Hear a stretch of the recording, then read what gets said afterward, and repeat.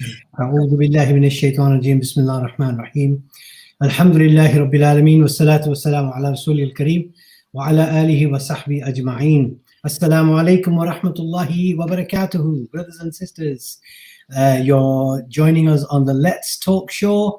Bismillah ar-Rahman ar-Rahim. And in the red corner today, we have Brother Sajid Iqbal, mashallah. Assalamu alaikum, Brother Sajid. Wa alaikum assalam wa rahmatullahi wa barakatuh. And we have Brother Zaid Makbool as well, mashallah. Assalamu alaikum. Sorry I was a little bit late. I blame it on overeating. Okay. There's no point in this month. Fair enough. And Sister Jamilla, mashallah, Jazakallah khair for joining us. Welcome to the show. Walaikum assalam wa rahmatullah. Lovely to see you as always, brothers. Yeah, nice to see you, Sister Jamilla. How's your Ramzan going? Alhamdulillah. Lovely to see you, Brother Zaid. Subhanallah. Did you notice the bullying straight away started as soon as I came on? All I said is I was being honest with people. And I said, look, overindulged, Brother Sajid, straight away. I'm not surprised. You know, these are the things that we're going to talk about. You know, the constant 10 years of bullying from Brother Sajid, the beast. I think it might be the other way around. Yeah. Gaslighting again. Yeah, maybe so. Just before we make a start and introduce everything and all the rest of it, Jazakallah khair for Brother Naseem for setting up another StreamYard presentation. And we have got quite a few messages. So in terms of the Q&A that we had yesterday, lots and lots of feedback from that. Some people are saying that some of the questions, the answers were, how can we put it? There were different solutions to that question. There was different answers to it. Now, in particular, we've had people asking about halal, about zakat going only to Muslims. Can I join the police force? And about the notion of women being able to be beaten up within Islam. So I'm not a mufti here. So I just want to give you some now with regards to the zakat one, there is information on that. And if you're giving your zakat and you want that intention to go to a Muslim, make that intention. If that's what you want it to happen, the whole debate about halal, that's a very big topic. And inshallah, it might be one that we can do this year, or inshallah, if we're here next Ramzan, we can do it. What I don't intend doing is going into that, because we had a number of people asking about that.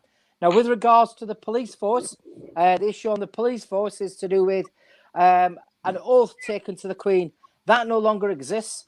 I've done a few testaments where the police come, they sign. Anybody of faith can testify. So they don't give an allegiance to the Queen. They testify that they will uphold the law. As far as being a magistrate is concerned, you don't have to give an allegiance to the Queen. Again, I know that you can testify. So there were a few questions, and there were a bombardment of calls that I received today. We stand behind 100% our shows. But what we also say is this. There are different opinions on certain things. But ultimately, it's not enough for us to use that as an excuse not to pay our zakat and to carry on. So I'm sorry I've taken a little bit of time about these things from yesterday, Brother Sajid. Over to you. No, that's fine. And I think, Sheikh Salim Giza, as we all know, is a highly qualified scholar. If someone has a difference of opinion, someone is a scholar and they differs.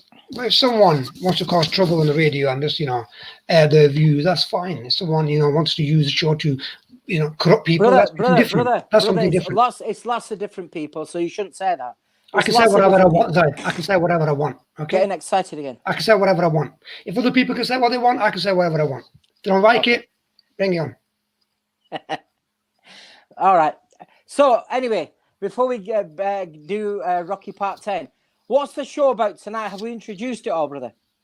Today's show is about abuse, and it's about bullying, and inshallah, the effect that has on mental health. So we're going to be talking about what abuse is. Yeah. We're going to be talking about the different types of abuse, and we're going to have then focus on the impact that abuse has on our mental health, and then what can we do about it. And then in the same way, we're going to be talking about bullying as well. So what is bullying? Yeah. Is it just in school, or is it in the workplace? Is it in the home? The impact that can have on us as well. And for people who are taking part in the show, who are, actually watching us, if you have any questions, then, you can take part, subscribe to the show. But I think we've got Sister Jamilla, who is very experienced. She's worked in many fields where she has worked with people who are victims of domestic abuse, who are victims of sexual abuse, sexual assault. Okay, so this is someone who we would say is a professional and an expert on the subject. And I myself, as a qualified counsellor, can also, some of my views and positions on what we're going to be talking about today as well. And Brother Naseem also, mashallah, with UKEF, he has come across many people who are victims of domestic violence, who are victims of abuse. Okay, and we'll be asking him shortly as well in terms of what support he offers and what he's experienced. But Zaid, Jazakallah. This is one of those shows which sometimes people think, what's this got to do with Islam? What's this got to do with Ramadan? And should we not be talking about prophet stories? What do you say to that, Brother Sajid? Well, we get this every year, and we can get this for the last 15 years. I think what some people don't realize is that the Let's Talk show is about tackling those issues that face the community today. Every issue, whether it's domestic violence, whether it's sexual abuse, whether it's the relationship between husband and wife, whether it's to do with honor killings, whether it's to do with jihad or terrorism or ISIS, whatever it might be, if we as a community can't even talk about issues that we are facing, then what kind of a community are we? And if we want answers from a religious context, from Islamic context, we have scholars in the studio who answer that question, or we have professionals who are expert on that field. So the important thing is the reason why some people might be confused, the reason why they might feel a bit confused or lost, or feel that Islam doesn't provide the answers. Because you know what, Zaid?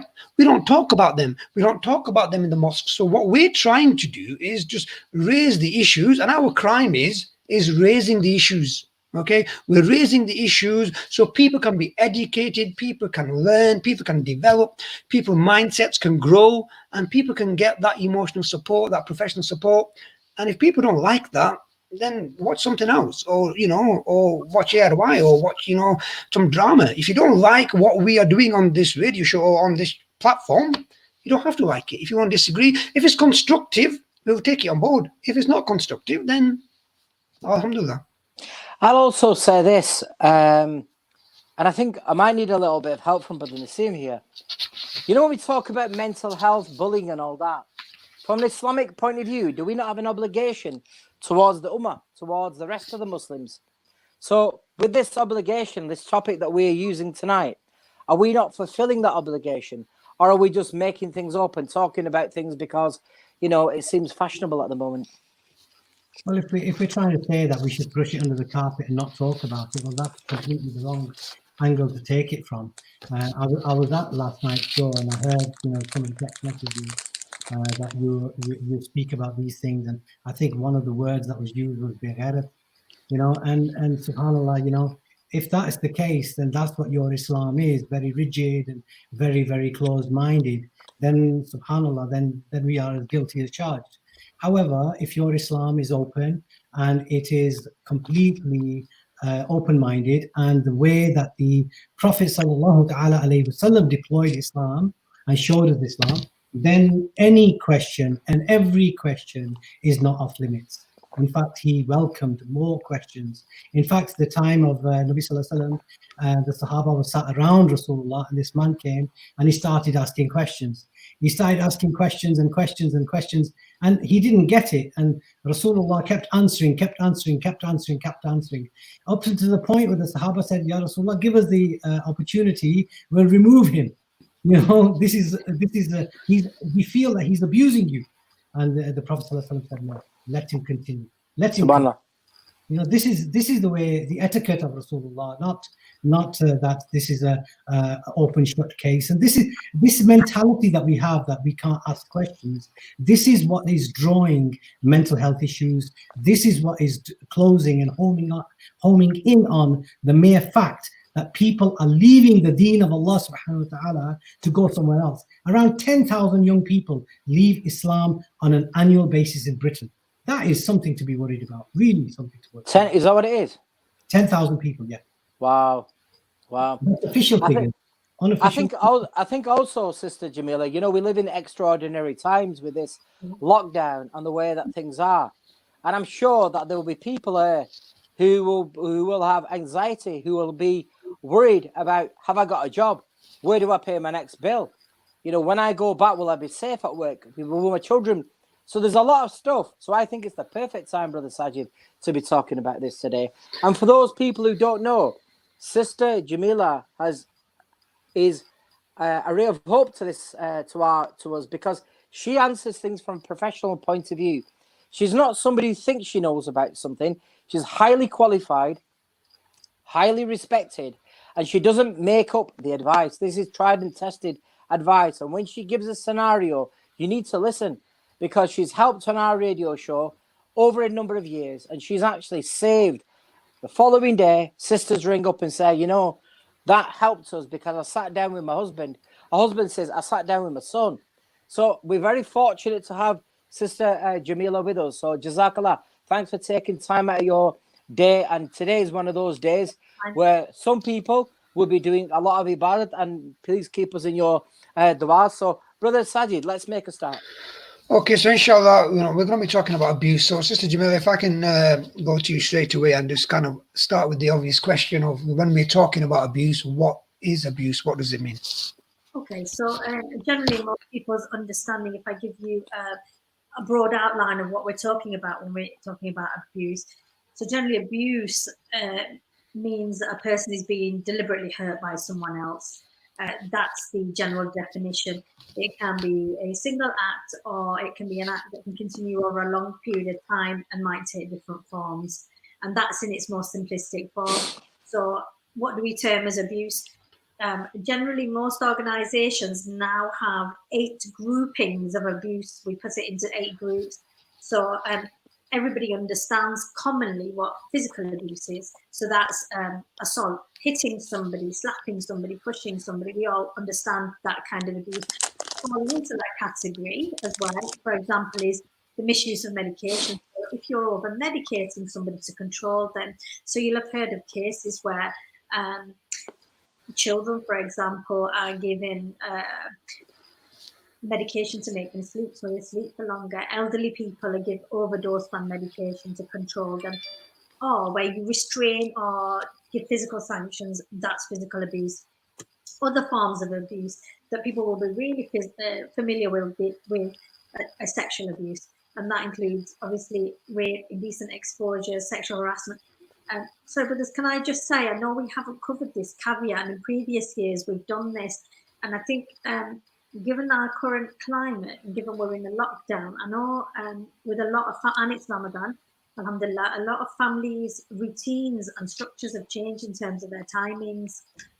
And so there may be families that have got younger children that are awake tonight, and they may inadvertently be, parents might be, or older siblings are tuned in listening to the show at the moment, and they've got children playing in the room.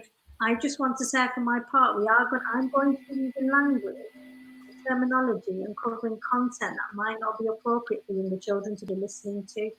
So I just want to say that because I don't want to offend anybody, but we may be using words that younger children then might ask you what she's talking about, what she said. So I just want to say that at this point in, that you might want to judge in your own households whether you want to have younger children in the room at this point. That's an excellent point, and we had similar concerns yesterday. And what we say is, any of those delicate points, let's leave until after 12 o'clock, because then people just on that point as well.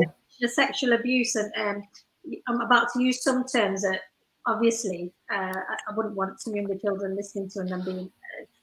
What I was going to say, Sister Jamilla, is that, you know, because when it comes to abuse, it impacts all of us, from adults to children, to those who are 10, 12, 14, 16, etc.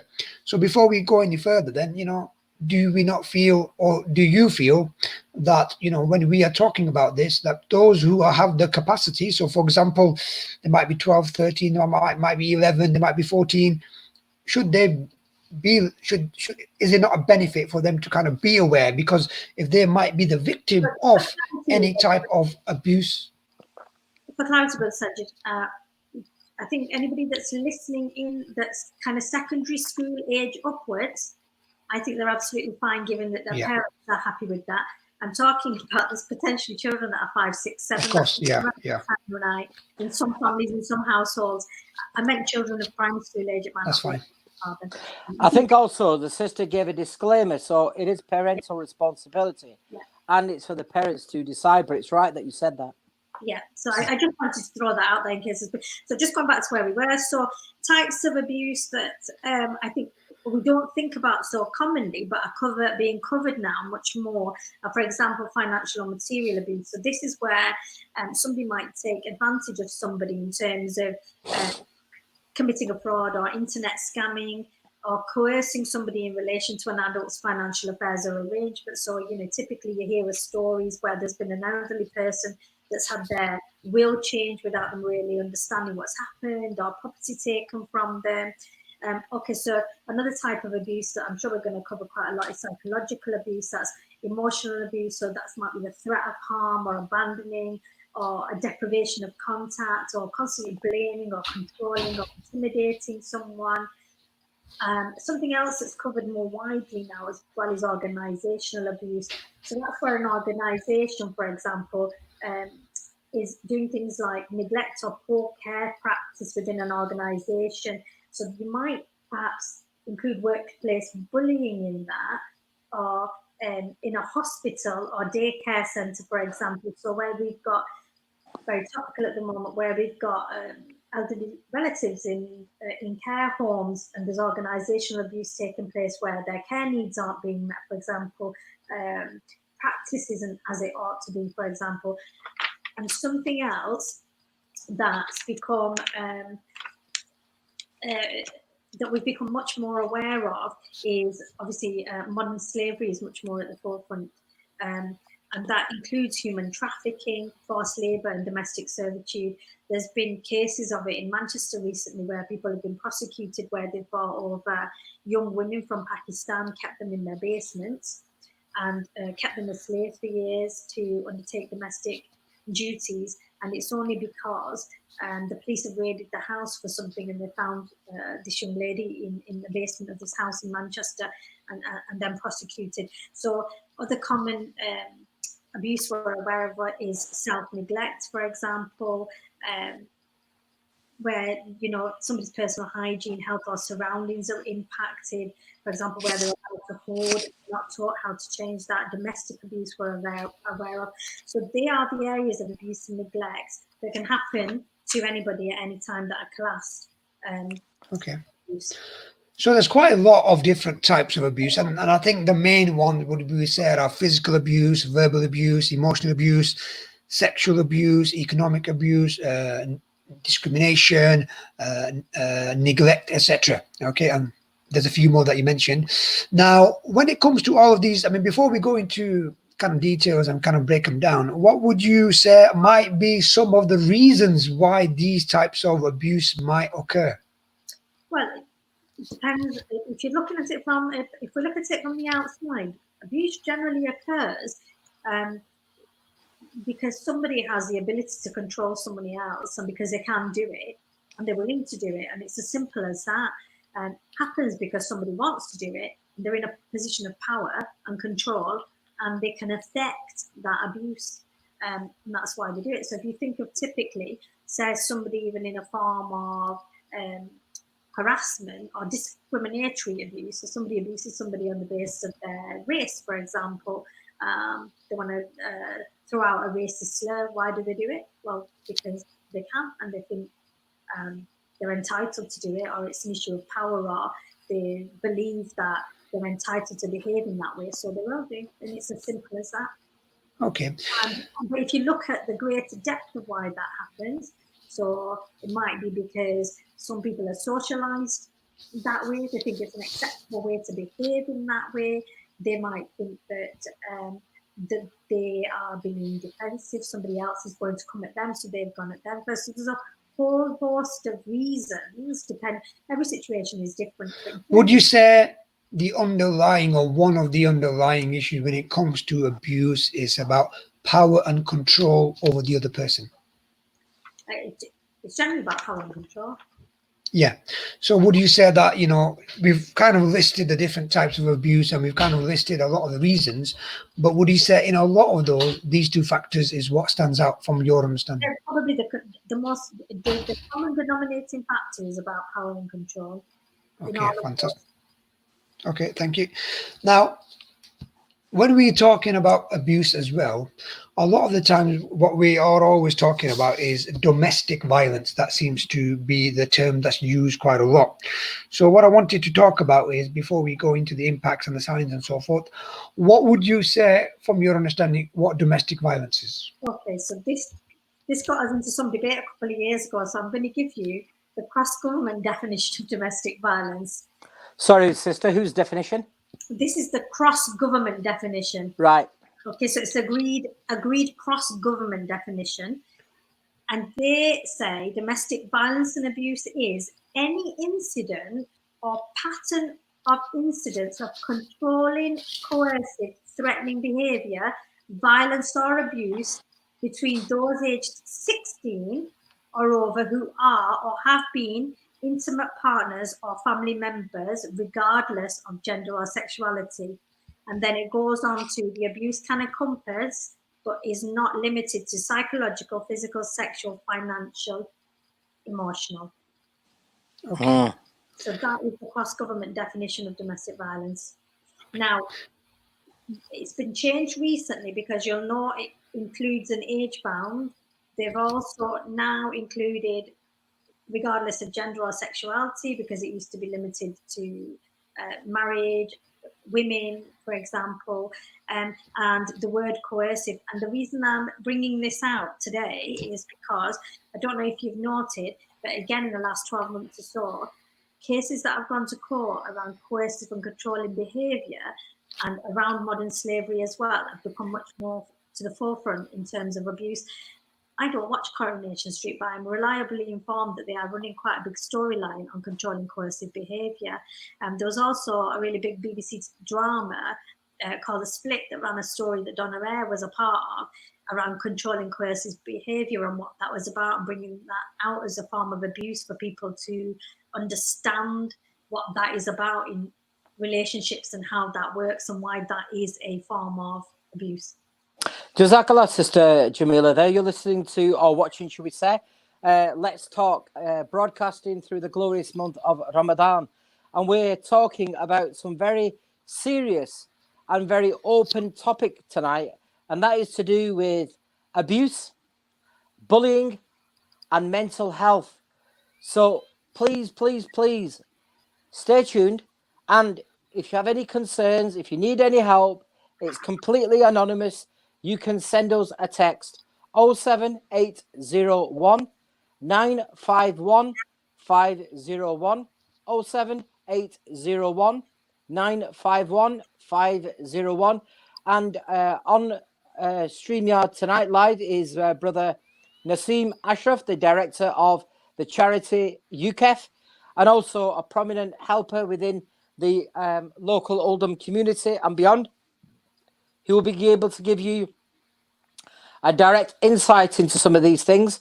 We've also got Brother Sajid Iqbal, who's the editor of the Revival and a qualified counsellor. So somebody who deals with people who ring up, and every call could be quite stressful for me and you, but this is what he does. So a counsellor is in mental health, being able to cope with those things, not the other counsellor, the one that you see every 4 years. And Sister Jamila, highly qualified in this field, a professional who has dealt with some very horrible cases, and may Allah subhanahu wa ta'ala, be pleased with her. She's got a lot of knowledge in this field. And then there's me, who I've seen it from a different point of view, but we'll come into that. So please feel free. I just want to clear the text messages that we've had so far, and it's the first one is anonymous. It does have a name, but it says, please don't ring my name out. For me, I'll read it out and completely. It says, brothers and sister Jamilla, firstly, I feel liberated that I can speak to somebody, having not been able to speak to anybody in my house. My husband sadly passed away, who was the ray of light. Since then, I cannot speak to anybody about it because I cannot say that I wish to move on in my life. And is it wrong for me to think that? I hope the sister can help because you are my final place of hope. So, sister, inshallah, we're going to help you with that with regards to you moving on. The next one here, brothers, great topic, especially the fact that we've been cooped up. So many relationships have fallen to the wayside. Keep up the good work. Another one here. This is from a non-Muslim listener. Glued to your show because domestic violence is something that affects everybody, not just people who are Muslims, but everybody. A friend recommended your show because I wanted to learn more about my neighbours. My neighbours have been giving us food, whilst the government has been giving us excuses. Jazakallah, very good. Thanks for that. And last one here. Brothers, the issue of bullying in schools is horrendous, and sadly, children fall prey to this. Can you discuss? And lastly, from what the sister says and the definition, that means that nobody below 16 is protected. Is that correct? So quite a few good messages there. Yeah, I just wanted to just quickly mention in terms of what the sister said about kind of moving on, and then if that sister wants to get in touch with ourselves, Sister Jamilla or myself, can inshallah get involved. I think I know this might be a side issue in terms of what we're talking about today, but in terms of relationships, and if your husband, your wife, or your partner, someone, the relationship ends or the person passes away, you're going through grief or bereavement. I just wanted to kind of mention that just to answer that sister's question. And I think we go through some natural stages and emotions. So it might start with shock and disbelief. You might go into anger. You might turn into regret. You've got low mood, and then you've got acceptance. And then you go through different stages and parts of grief. Acute grief, you've got integrated grief. And then if you don't make that transition, it turns into complicated grief. So I think it's important that someone who loses a relationship, someone who basically loses a loved one, you will go through natural stages of intense sadness, in terms of low mood, in terms of feeling shocked, feeling numb.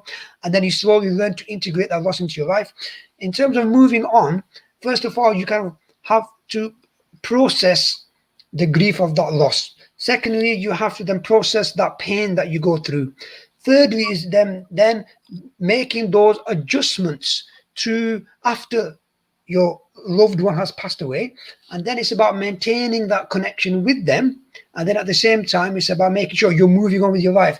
And moving on with your life here is really fundamental, because then it's about making sure you get back into a routine, making sure your self-care, making sure your physical and mental health is important. So to that sister, I would say that it is important for you to be able to move forward, not just exist, but live, and make sure that your physical and mental health is your main priority, and make sure that you take those small steps to be able to move forward. And if you need any professional help or any of the support, you can speak to myself for us. Jazakallah, thanks very much. That's okay. Do you mind if I just get this question in? Yeah, go for it. You could add it on.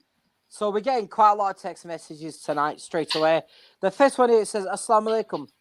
I have a question about OCD, obsessive compulsive disorder.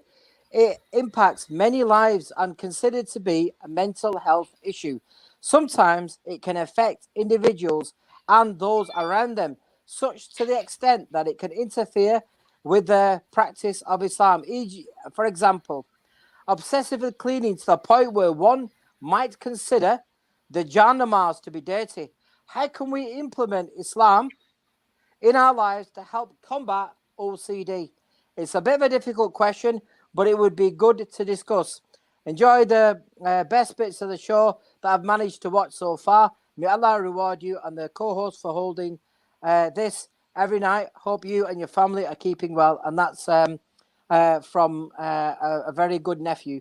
So, Just on that OCD. point as well, Sister Jamilla, do you wanna mention something, or shall I answer that one? On the OCD element? Yeah, Please. Yeah. So if I can, I know you've touched on the sister who's asking for bereavement. yeah, please. I'd just like to reach out to her and say, please do leave your number, and we will be able to support you, and inshallah we intend to support you. I speak from a personal experience in terms of bereavement. I just want to echo what Brother Sajid said, but say in particular, there's no roadmap for how you might deal with your loss, and you'll do it in your own time. But I'd just like to reassure you that things do, and inshallah they will get better. It's not always going to be dark. You just got to keep going a little bit at a time and a day at a time, and you'll get there in your own time, inshallah. So do get in touch. Right, coming to OCD. So OCD, I would say, is an extreme form of a behavior of something.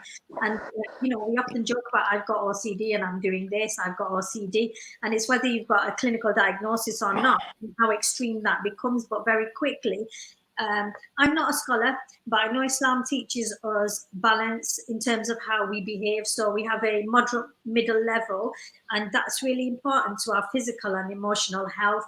And OCD is an extreme away from that middle balance, and that sometimes conditions like OCD are often a sign of the fact you've got something else symptomatic that's underlying. It's some other stress or anxiety, and it's exhibiting itself in your OCD. So it's a level of anxiety you've got exhibited about something else, and I'd say you need some support in looking at why it is you're behaving like that. I speak from personal experience. I know I tend to get overhooked on doing cleaning because I'm focused and concentrating on something else, but that's about anxiety and stress about something else. It's not actually about whether something's clean or not. So, Or is it, sister, or is it that you like to multitask? Because I do it. I start cleaning whilst I'm doing that. I'm thinking of other things, but I like to have things. That's why I said I tend to go now. I find it therapeutic. I'm thinking about things, but equally, I think, but as I do, and I think we've all similarly been raised in families and households where we think cleanliness is half of Iman, it's good to be clean, it's good. And we are particularly in unusual circumstances that if your mind is like that at the moment, we've had 10 weeks of constantly being told, wash your hands, coronavirus, COVID, people are dying, cleanliness, disinfect, even where people aren't. If you're naturally inclined that way, your anxiety will be through the roof at the moment anyway. So if you're suffering from that kind of thing, you're likely to be struggling with it even more at the moment. Some of this is about just reassuring yourself and rebalancing and bringing back messages of, I'm safe, I'm okay, this is clean, I'm fine. Some of this is about anxiety and trying to bring yourself to living back in the moment. Some of these anxieties are about, if I don't do this, it's actually about anxiety about what's going to happen in the future, not living in the present. And I think all I would say is, the OCD is, one aspect, or is kind of one type of anxiety. And I think a lot of it, when it comes to anxiety, is where you start to worry. That worry then grows into the anxious thought. It grows into that negative thought. And then once that negative thought, the negative automatic thought kicks in, you start mind reading things, you start catastrophizing things, you start attaching negative labels to yourself, you start predicting the future negatively, and then sometimes you get paranoid. What if this happens, or should I have done this? It turns into a mindset, and then that can take over your confidence, your mood, your personality, your self-esteem. And especially with OCD, because you think that you have to do something. It's an obsession and it's a compulsion, because if you don't do it, there's something bad might happen. If I don't wash my hands over and over again, and then I touch my son, they might catch a disease. If I'm washing the milk bottle, if I don't wash it again and again and again, then if I give that to the baby might die, etc. So that's why there's an obsession, and then at the same time there is a compulsion, and then you feel if you don't do it, something bad might happen. When it comes to anyone who's suffering from OCD or any type of anxiety, I would say, speak to GP. They'll do a diagnosis, then they'll kind of signpost you to either a talking therapy or CBT, and you can get some help where then they'll help you how to challenge CBT, that. Brother Sajid, is that cannabis-based treatment? Is that a new? That's CBD. This is cognitive behavior therapy. So this Right. is how it gives you how to change your mindset in a positive way. I just had to be clarified in case you said CBT and it was cannabis. You'd have a queue tomorrow morning of all the, the Charlie Chillums who want to have a little bit of a toot. And Yeah. anyone who is suffering from anxiety or any kind of, OCD, if they want to get in touch with myself or Sister Jamilla, or speak to your local GP, or speak to the local organisations in Oldham and other surrounding areas as well, inshallah. Yeah, the great Sheikh from Liverpool just sent me a text message, and he's managed to diagnose me without even seeing me. He says, tell her you need psychological help because of the clinical depression you're suffering, like all United fans have been for the last 10 years. Okay. So that's the Sheikh from Liverpool who's joining our show, and he's diagnosing people without even seeing them. A bit like winning a Premier League without actually winning it, Sheikh. Alhamdulillah. Okay. Yep. Just whilst I have it, I just want to get a couple of text messages, brother, more serious ones. Yeah. The question being asked to Sister Jamila is, are Pakistanis disproportionately represented in domestic abuse? In fact, is there any data on it? Because people automatically assume that Asians or Pakistanis in particular have a high tendency to be more disproportionately people who do and are victims of domestic violence. Okay, so on domestic violence, you'll have to forgive me and I can come back on it. I don't have the up-to-date data on hand. What I can tell you, though, is that there are specific support services for Pakistani Asian victims, survivors of domestic violence, like the non-domestic violence support group, who will support women and men suffering from domestic violence. Are we overrepresented? I'd say not particularly, and for this reason only because, and there's still a whole load of taboo around it being reported and whether it's understood within our communities and whether we still share it and if it's still recorded the way it should be.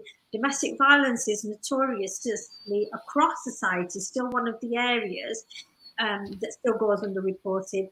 And even where it's initially reported, prosecutions aren't followed through. So it's actually still generally within society, we have a problem of this is one of those crimes that's still not followed through in terms of reporting, prosecution, and conviction rates because of the nature of them. So they tend to involve people who are involved in relationships. So you can expect that there's a complication of emotions that are involved in that. So when the police become involved, you naturally get a partner that then stands down and says, actually, I'm not going to see this through. You look at we know that from all the research and data, Asian or not, it can take a partner, somebody who's abused in a relationship, 29 attempts before they leave a partner. And of those, that's a lot. 29 attempts is a lot, isn't it? They can leave up to 29 times before they make a decision to leave altogether. And of those people that do that, 70% then return. And of those why is that? I know that I hear and people automatically hear this Stockholm syndrome. Is it that they don't have anything better or they just got used to it? It's very complicated. It's a really complicated picture, so there's no one factor. But if you think, often people have been in relationships for a long period of time, so they've developed a dependency on each other. There are often children involved in that scenario. There is often a monetary element involved, so there's a level of financial dependency. And then if we look at when somebody leaves, how quickly we have support services that are set up to support them. So what's the offer that's available out there? And unfortunately, some people think, do you know what? Me and my children are better off in that really horrible situation than what I'm being offered out there. So they're being put in circumstances or situations which feel really alien and unsafe. So if you leave home, and you haven't got anywhere planned to go, and you're being put in a hostel or a bed and breakfast where potentially there's people that are drug users, there's it's a really unclean, unsafe environment. You're not really sure who's going to come to look after you. You're not got Yeah. you've got to sign up for universal credit. The children are really scared. They've been uprooted from their schools. And I'm sure Brother Nassim can talk about this much better than I come from, in terms of, I supported UCAP for a very small amount of time, but they do, him and Sister Hafizan do this wonderful work every day in terms of supporting people who are subject to this.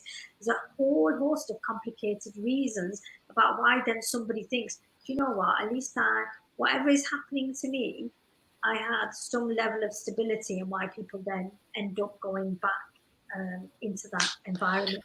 And then a partner that comes back and says, I won't do this again. I won't do it again. This time I'll go and get help, or okay, so it was my fault. And you get a level of manipulation and coercion that comes into that equation. People go back, unfortunately. And is it not the case also that, with respect, people are a little bit gullible as well, because it's always changed. They're hoping for that change. But when the trait has been built up, a person is not capable of change, but one side of it always thinks, oh, he'll do it. Or what they also do, and I've seen evidence of this when things come to court, they believe in something that is just simply not going to happen.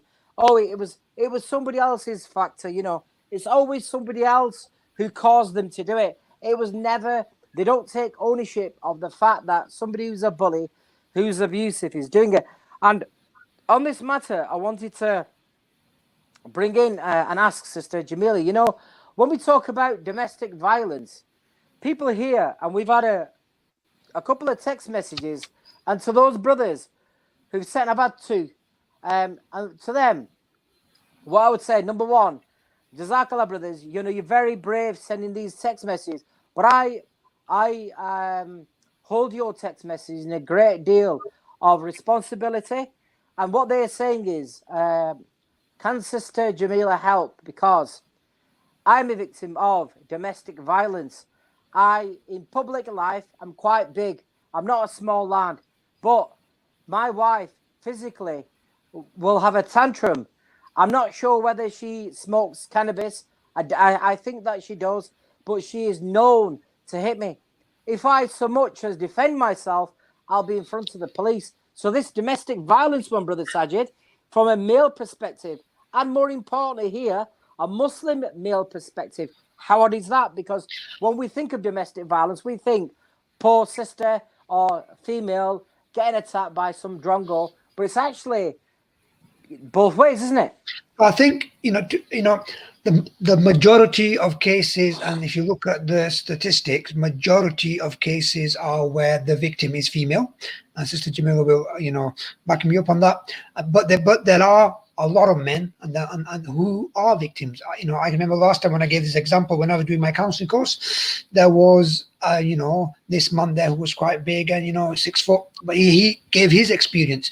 And the work that I do, I come across this quite a lot now, and I think people who are men, they feel embarrassed. What will people say? People will say to me that you need to man up. What kind of a man are you? You're letting your wife beat you up. And then it's about honor. It's about community. It's about their own confidence and self-esteem. And that is why you see men who are over the age of 40 are the ones who, when it comes to suicide, the people who commit the suicide most are those who are the middle-aged men, is because and this is one of the reasons why they do that. And I think the important thing here is that whether you're a man or whether you are a woman, the point, if you are a victim of domestic abuse, then this is what we're going to talk about now in terms of what can be done. Okay, but it does happen, and those people who are actually text, the important thing here is there are different steps that can be taken, which I'm going to go to Sister Jamilla now. But before I do that, I just want to go one step back, if I can, which is, what if, Sister Jamilla, what if someone is in a relationship and they're not really sure that what I'm going through at the moment is this domestic violence? Okay, what would you say are the signs of someone who might be experiencing domestic violence? So then we can break it down. Before I do that, will you give me the liberty of just giving you the stats on? Yeah, please. male-female ratio, just so we don't miss it. So, Yeah. thanks for sharing, Google. According to the Office of National Statistics, who we hear a lot about because they're talking about COVID at the moment all the time, about 4.2% of men, 4.2% of men, and 7.9% of women suffered domestic abuse in England and Wales during 2018. This equates to about 685,000 male victims and 1,300,000 women. So those stats are quite staggering. So double the number of women compared to men, but that's still 685,000 men. Yeah. 1,300,000 women. And Let me put this here, playing devil's advocate. 16% of that is violent crime that's reported to the police. That's still quite staggering figures, really, isn't it? Well, I don't know, because I'm not a big fan of the Office of National Statistics, but I won't second guess your figures, because they must have come from somewhere. What I would say is the figure of 4.2 against 7.7. Remember, for years and years and years, we're saying to women, report domestic violence. There's been a big campaign. There hasn't been any campaign towards men reporting it, and I think that if that was the case, that figure would go up, because 4.2 and 7 saying that more than half of it is Well, there was a campaign run a couple of years ago. There was a campaign run a few years ago, but it wasn't run for a sustained period of time. But there was a campaign run in terms of domestic violence. But like you say, it wasn't particularly run. And like you say, these are statistics based on those people who report and not. And, we talk about women not reporting. Men won't report for different reasons, because men are not supposed to cry, are they? They're not supposed to. True. Are you a man or a mouse? If you go and who are you going to go tell my wife's beating me up? What they're going to think of you, especially as if you're supposed to be this big strong man and you've got this public persona of being the breadwinner in your house. You're big in your community. You're a business, whoever you are, because this can affect anybody. You're less likely to go and report it because of the taboo associated with it. So I fully empathise with your sentiment around the Office of National Statistics. Whether these statistics are accurate or not, I think it's probably underrepresented.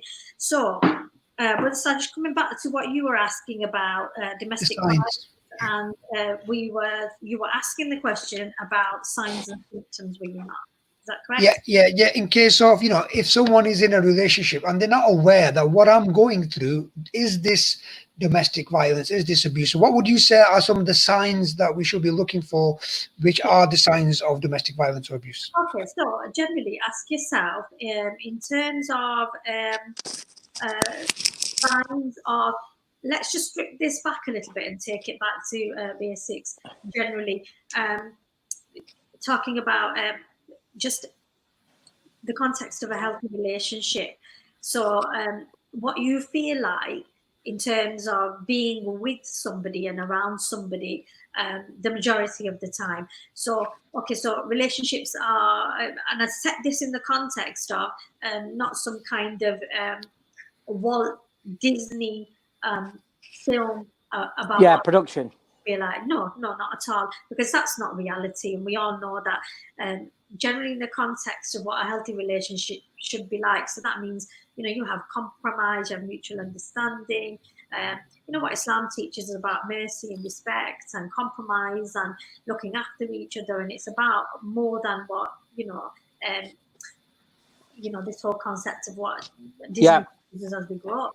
So you should feel safe, you should feel protected, you should feel like you can, you're looked after, you look after each other. You shouldn't feel that you are fearful, that you're living like you're walking on eggshells all the time, that you potentially somebody's going to lash out at you, or you're feeling very, very suppressed. So in the context of a healthy relationship, if you're worried, am I in an unhealthy relationship? You need to ask yourself what your mental state is around somebody, anybody, and I don't just mean in a marriage. Generally, even when you're talking to children about whether they've got good friendships? Are you being coerced into doing something you shouldn't? Are you being feeling pressured into doing something? Have you got a good balance in a relationship with somebody? And that is about how you feel around somebody. So, are you feeling intimidated? Are you worried when you hear the key turn in the lock because somebody's come home and you're suddenly on edge, you're nervous, or your palms sweating, you're worried you've done something wrong? Have you put the towels in the wrong place? The cushion's not fluffed up, for example, or are you worried you've not put enough salt in your cooking, for example? You know, the little things, for example. So they are the things that you might kind of start to think to yourself, this is not right. You shouldn't be feeling like that. That's not a healthy relationship. That's not a good place to be.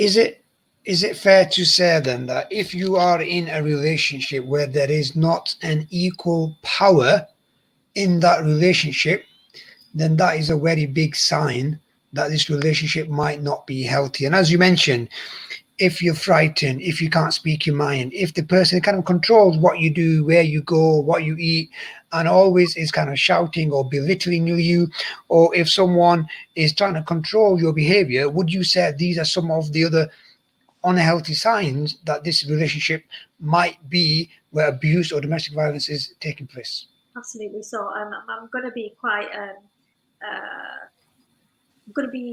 cautious about using the term power because people construe that in different ways. But certainly, somebody who is constantly shouting at you, intimidating you, controlling you in the sense that they are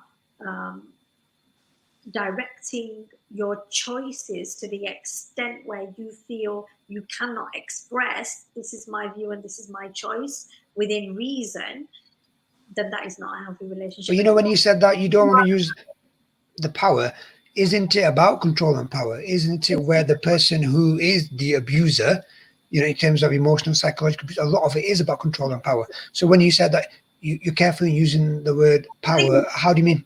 That you said it, and maybe I was thinking about something else. I'm just thinking about the variance in age and difference, and sometimes when people can't make good judgments or decisions because they're younger in age, we can say to them, actually, I don't think it's a good idea, for example, that you go out at 12 o'clock at night, and if you've got an 11-year-old listening at the moment, I'm being abused, I think I need to leave my house. Well, no, because your dad says it's not very safe to go out at 11 o'clock at night, you really ought not to be doing that. That's not meaning you're being abused in any kind of way. That's about protection, and that's about your safety, for example. But a grown adult, if somebody's telling you you can't have these friends, don't wear that, let me check your phone constantly, I don't want you doing this, I don't want you going here, then yes, that's about power and control, that's about coercive behavior. That is not healthy. Okay. Now, I think when someone's put Sajid, I think the word power in a relationship is not healthy. From a therapeutic counseling view, I would disagree with that. I think that you have to have an equal power relationship, because if there is a lot of power on one side, and then that is where the abuse can come in, and that's where the domestic violence and psychological abuse can come in. So that's why there should be more or less an equal power in that relationship. I just wanted to ask you, Sister Jamilla, in terms of, can someone who is a victim of domestic violence or abuse, can they ever be made to feel that it is their fault? And the reason why I asked this question is, and I sent you this clip the other day, I mean, I just saw a scholar the other day, who was asked about domestic violence. I won't mention any names. And they kind of made it sound that sometimes that the wife or the partner has to be careful that they don't push the wrong buttons of the husband, and so hence why they behave in the way they do. So from your understanding and the work that you have done with the people of domestic violence or abuse, would you say that people who are the victims can in any way, shape or form be blamed? Okay, so I'm going to make a general comment on this. Life is about choices. We all make choices. We are all responsible for our own behavior, all of us. So we make a choice, and we're going to be judged. God is going to judge us on the choices we made, the actions we took, the words we used, what we did with our hands, what we did with our feet, what we did with our tongues, not what somebody else said to us and then we reacted to it. So here's the thing, being an adult and being grown up is about learning that we choose how we react to somebody. We can't control what other people do. What we can do is choose how we react to what people do. Okay, so you always have a choice, and that's the thing. Somebody can swear at you, somebody can shout at you, but the words, at the end of the day, you make a choice about whether you clench your fist and punch somebody in the face.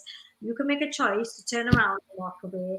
So they are all choices, and that's the key thing. So when people say, you asked for that, so therefore I hit you, you made a choice to do that. You had an alternative. Yeah. That's my response. My response is, they didn't hit you, so therefore you didn't need to hit them back. Somebody hit you for defending, that's different. Okay, so that's my response. So, do victims of abuse ever deserve it? They're certainly made to feel it, and that's how the power and control stays with the abuser, because that's how victims of abuse stay for as long as. So you talked. We were talking about gaslighting earlier. Gaslighting is that form of abuse that makes the abused feel like that they are the ones that are perpetrating that situation. It's because of them and their behaviour that this is resulted. So it's you hit me. Yes, that's right, because I put too much salt in that. Never should have done that. So that's right, that's why I deserved a black eye. Really, logically, thinking about that as a rational society, as a progressive rational society, is that the way we should be behaving? Is not scholar again, but is that what Islam has taught us? Is that the way we should be moving forward? Absolutely not. On that point, we've had a direct message, and it says here, Brother Zaid, a direct question to Sheikh Naseem. Please, can you ask on an Islamic perspective, in terms of my husband, he is sat next to me, and we have had a history of a topsy-turvy relationship, to put it mildly. I've asked him to sit down in the hope that you can give some clarification on this point. We argue over things, and I realize that both my husband and myself do have a temper. My husband has taken steps not to speak to me and to try and avoid confrontation. He's then separated our bed. And then from that, he has then said that the next step is punishment, and that would involve a light beating. He says that this is the procedure according to the Noble Quran. And I say that all of these things he's done because he has hit me in the past, and his father came and told him off. Now he thinks he's being smart and clever. Brother Naseem, whether I'm right or whether I'm wrong, please, can you explain? Jazakallah khair for your question, sister. I think on that, it's very important, first of all, for me to say that I'm not aware of both sides. So it's very difficult for me to actually give you any advice based on no knowledge of what's happening on both sides. So really it's the case of sitting down with both of you and getting both sides of the story. However, that said and done, if what you're saying is correct, and that is the circumstances, then no, it doesn't say in the Quran or the Sunnah that the next step is beating your wife. That is not done like that. Okay, even the sheikhs that have been on the show before, they've clarified that hitting your wife, or when the Prophet ﷺ mentioned about striking the wife, was like the example of a miswak touching the shoulder. So there was all that element as well to consider. Separating from your wife, if the wife and the husband are not getting on, separating, making her know that you're upset with her, or she making it known to you that she's upset with you, etc. That's fine. What you need to understand, a marriage is something that you need to work on every single day. And both of you need to realize that you want to stay together or you don't want to stay together. And that is the bottom line. You need to make a decision consciously and together that, are you wanting to fix this problem going forward and stay together, Or is it a case of we're just going to find shortfalls in each other and raise them up every 5 minutes, and that is going to create massive. Yeah, mashallah, that's a fantastic, Sorry, point. Sajid, this text message comes straight after it. It would appear, and I'm making the assumption this could be the other side saying, Brother Naseem, I know what you're saying, but you are wrong. The Quran is never wrong. Light beating, it has been prescribed. It is my right. I am right. Well, we've just told you that light beating is not prescribed. Relationships don't suddenly mean you separate and you do this. I don't know of any scholar that's come on that said to us, look, according to Islam now, you didn't talk to each other for a couple of days. You didn't sleep in the same room for a couple of days. Right, we can have a ringside fight now. I've not known that. Brother Zahid, I think what it is that if somebody is saying that the Quran is saying this, then let them present, like the Quran says also, please present your evidence. Send me the surah, send me the ayah, I'll read on it, no problem at all. I'm here to learn. I'm not a scholar, I'm a student of knowledge. So subhanAllah, of course we will look into that. But no scholar, people who are alims, not a single one has said that the Quran instructs the husband to beat their wife, even lightly. The Prophet ﷺ, the hadith that is clearly mentioned, is talking about its reprimandation. Even the word that is used in Arabic doesn't even mean hit. It's that light. So where and the translation of that, or the interpretation and the opinions of the scholar, is that basically is to make your wife know that you're upset with her, and that's it. Yeah. Can I just come in on something here? Yeah. Can I just say, again, I'm not a scholar, but I'm aware, because somebody's just shared with me, there is a document that's been written, and there's a group called Imams Against Domestic Violence, and they have written an extensive document that goes in to the scholarly perspective, the interpretations from the Quran, fiqh, seerah, and etc., that extensively covers from all the schools of thought the Islamic perspective on domestic violence, Imams Against Domestic Violence. So if I can just hold this up on my screen, I wonder if it's going to do it. No, let me see. Let me just see. Imams Against Domestic Abuse, www.imamsagainstdomesticabuse.org. You can, IADA, the organization's called. It's also on Facebook. If you'd like to take a look, anybody that's interested, might be more of Jazakallah, thank you. And just what Brother Naseem said, I mean, we've been doing this Let's Talk show for many years, and we've had many scholars that we've had on, from Sheikh Salim Giza to Sheikh Harun to Sheikh Ibrahim to Sheikh Zahur to you name it.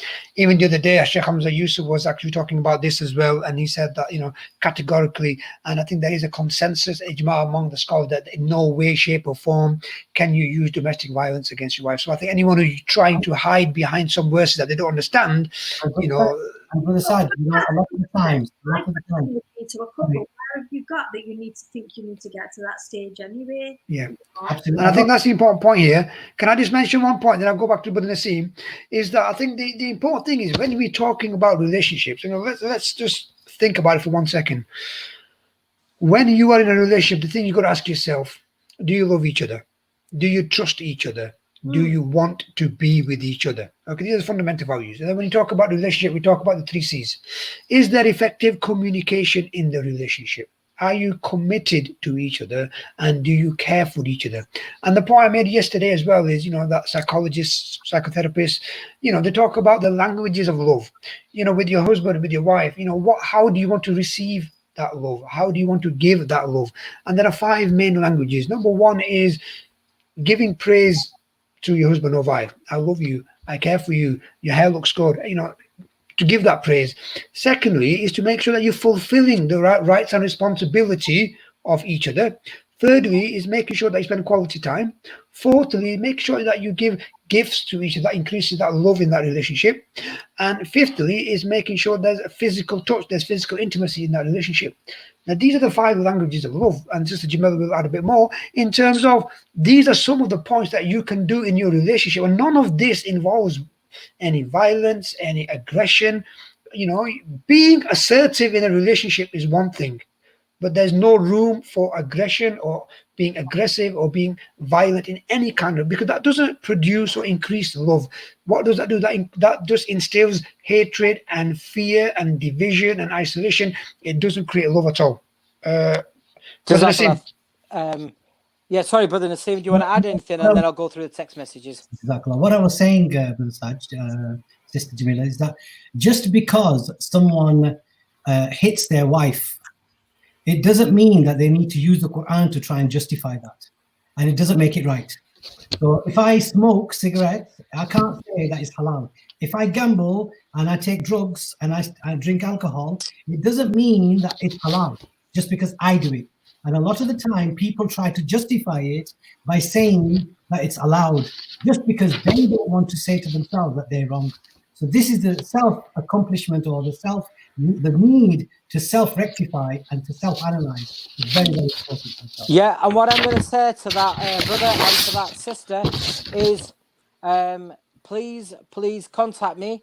I will sit down with yourselves, Brother Nassim and Brother Sajid. We won't take sides, and we will explain things. Brother Sajid is qualified. Brother Nassim has an understanding, and I do know a thing or two about relationships. But happy to sit down with you, and we will not say, oh, it's the fella's wrong. And there's no right or it's not about the blame game, but it is about getting an understanding as to why someone would feel the need to hit somebody, because there's no justification of it. I'm going to go to some text messages, and you'll have to excuse me. A couple of these are off topic, but they are very important. You'll see, as it says it, Salams. Message from a friend whose brother is in hospital. Assalamu alaikum. Just an update on our brother, Qarsan Mia. At this very moment, he's on an ECMO, and all his treatments are being continued. Although his lungs are damaged, he can still heal regardless of what the doctors say by the will of Allah.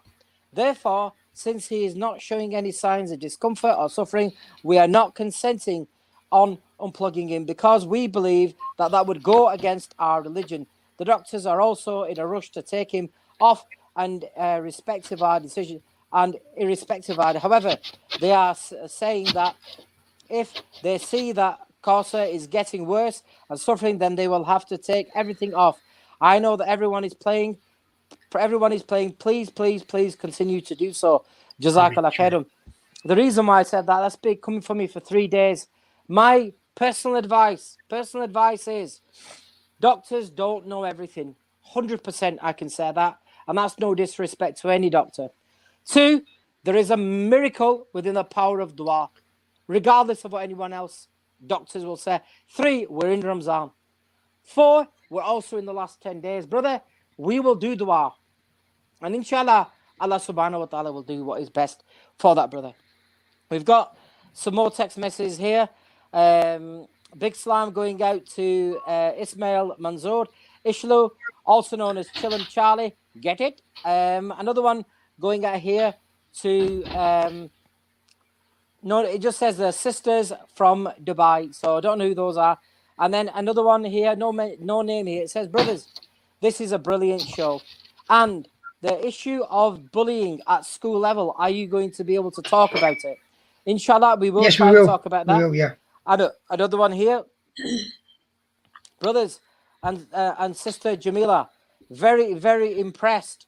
And this is the first show where Brother Zaid is very quiet and not doing many jokes. He's thrown a couple in, which is good, but we are riveted to the sister. You two need to be professionals like the sister. So they've obviously let Brother Nassim off the hook because they realize he is a professional. The Brother Sad is actually a professional as well.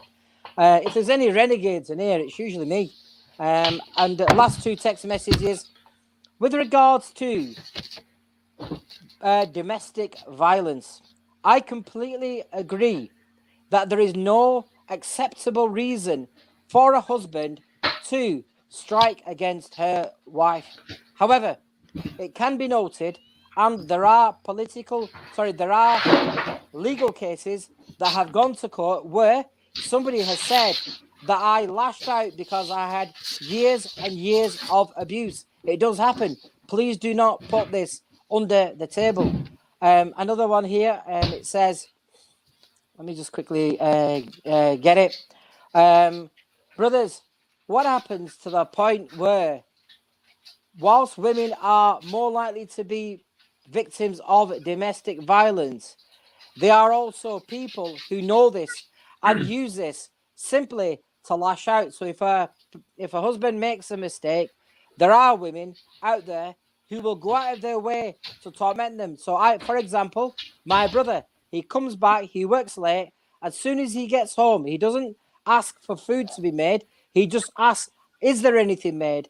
And his wife usually swears at him, saying, I'm not your slave. Women and men need to understand that we should work together. There are no upper limits in Islam. Please, can you convey this message? Brother Sajid, what is your thought on this? That's what the brother's saying.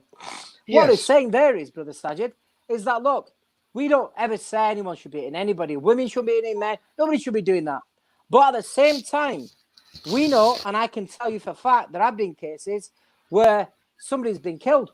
And when they got to court, why? Because years and years and years of abuse. They say it's self-defense, or there's another word for it as well. But what I'm saying is, I'm not for a second condoning anyone going out there and killing anybody.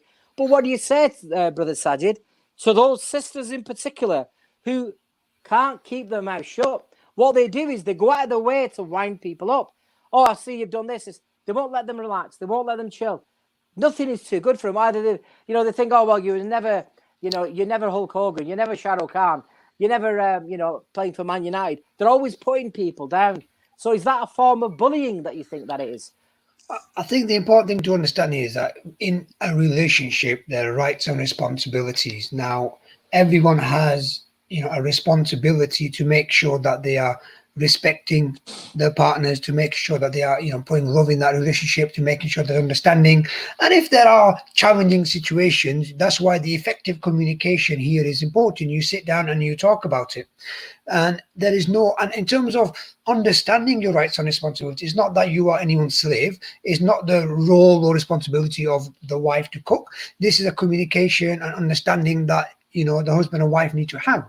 At the same time, if you feel that you are a victim of abuse in that relationship, you go through all the channels. You have communication with your partner. If that doesn't work, you find a third person who you can have communication with. You speak to a professional. You speak to a professional agency. You speak to an elder in the community. You speak to the imam. You go through all the approaches you can to make sure that you can address this issue. And if you've addressed it in every way you can, and you feel that physically and mentally that you are a victim of abuse, then you have to make a decision. You either have to see if you can get mediation. If there's no mediation, then you have to make a decision. If you feel that you're threatened, then you either go to the police or you go to get, professional help for yourself. And I think I want to just add something to that, because when things go to court, one of the things that they do have is a domestic violence separation order. So before you decide to pull the plug on the entire marriage and say, I can't do this, can't do that, have you tried a period of separation?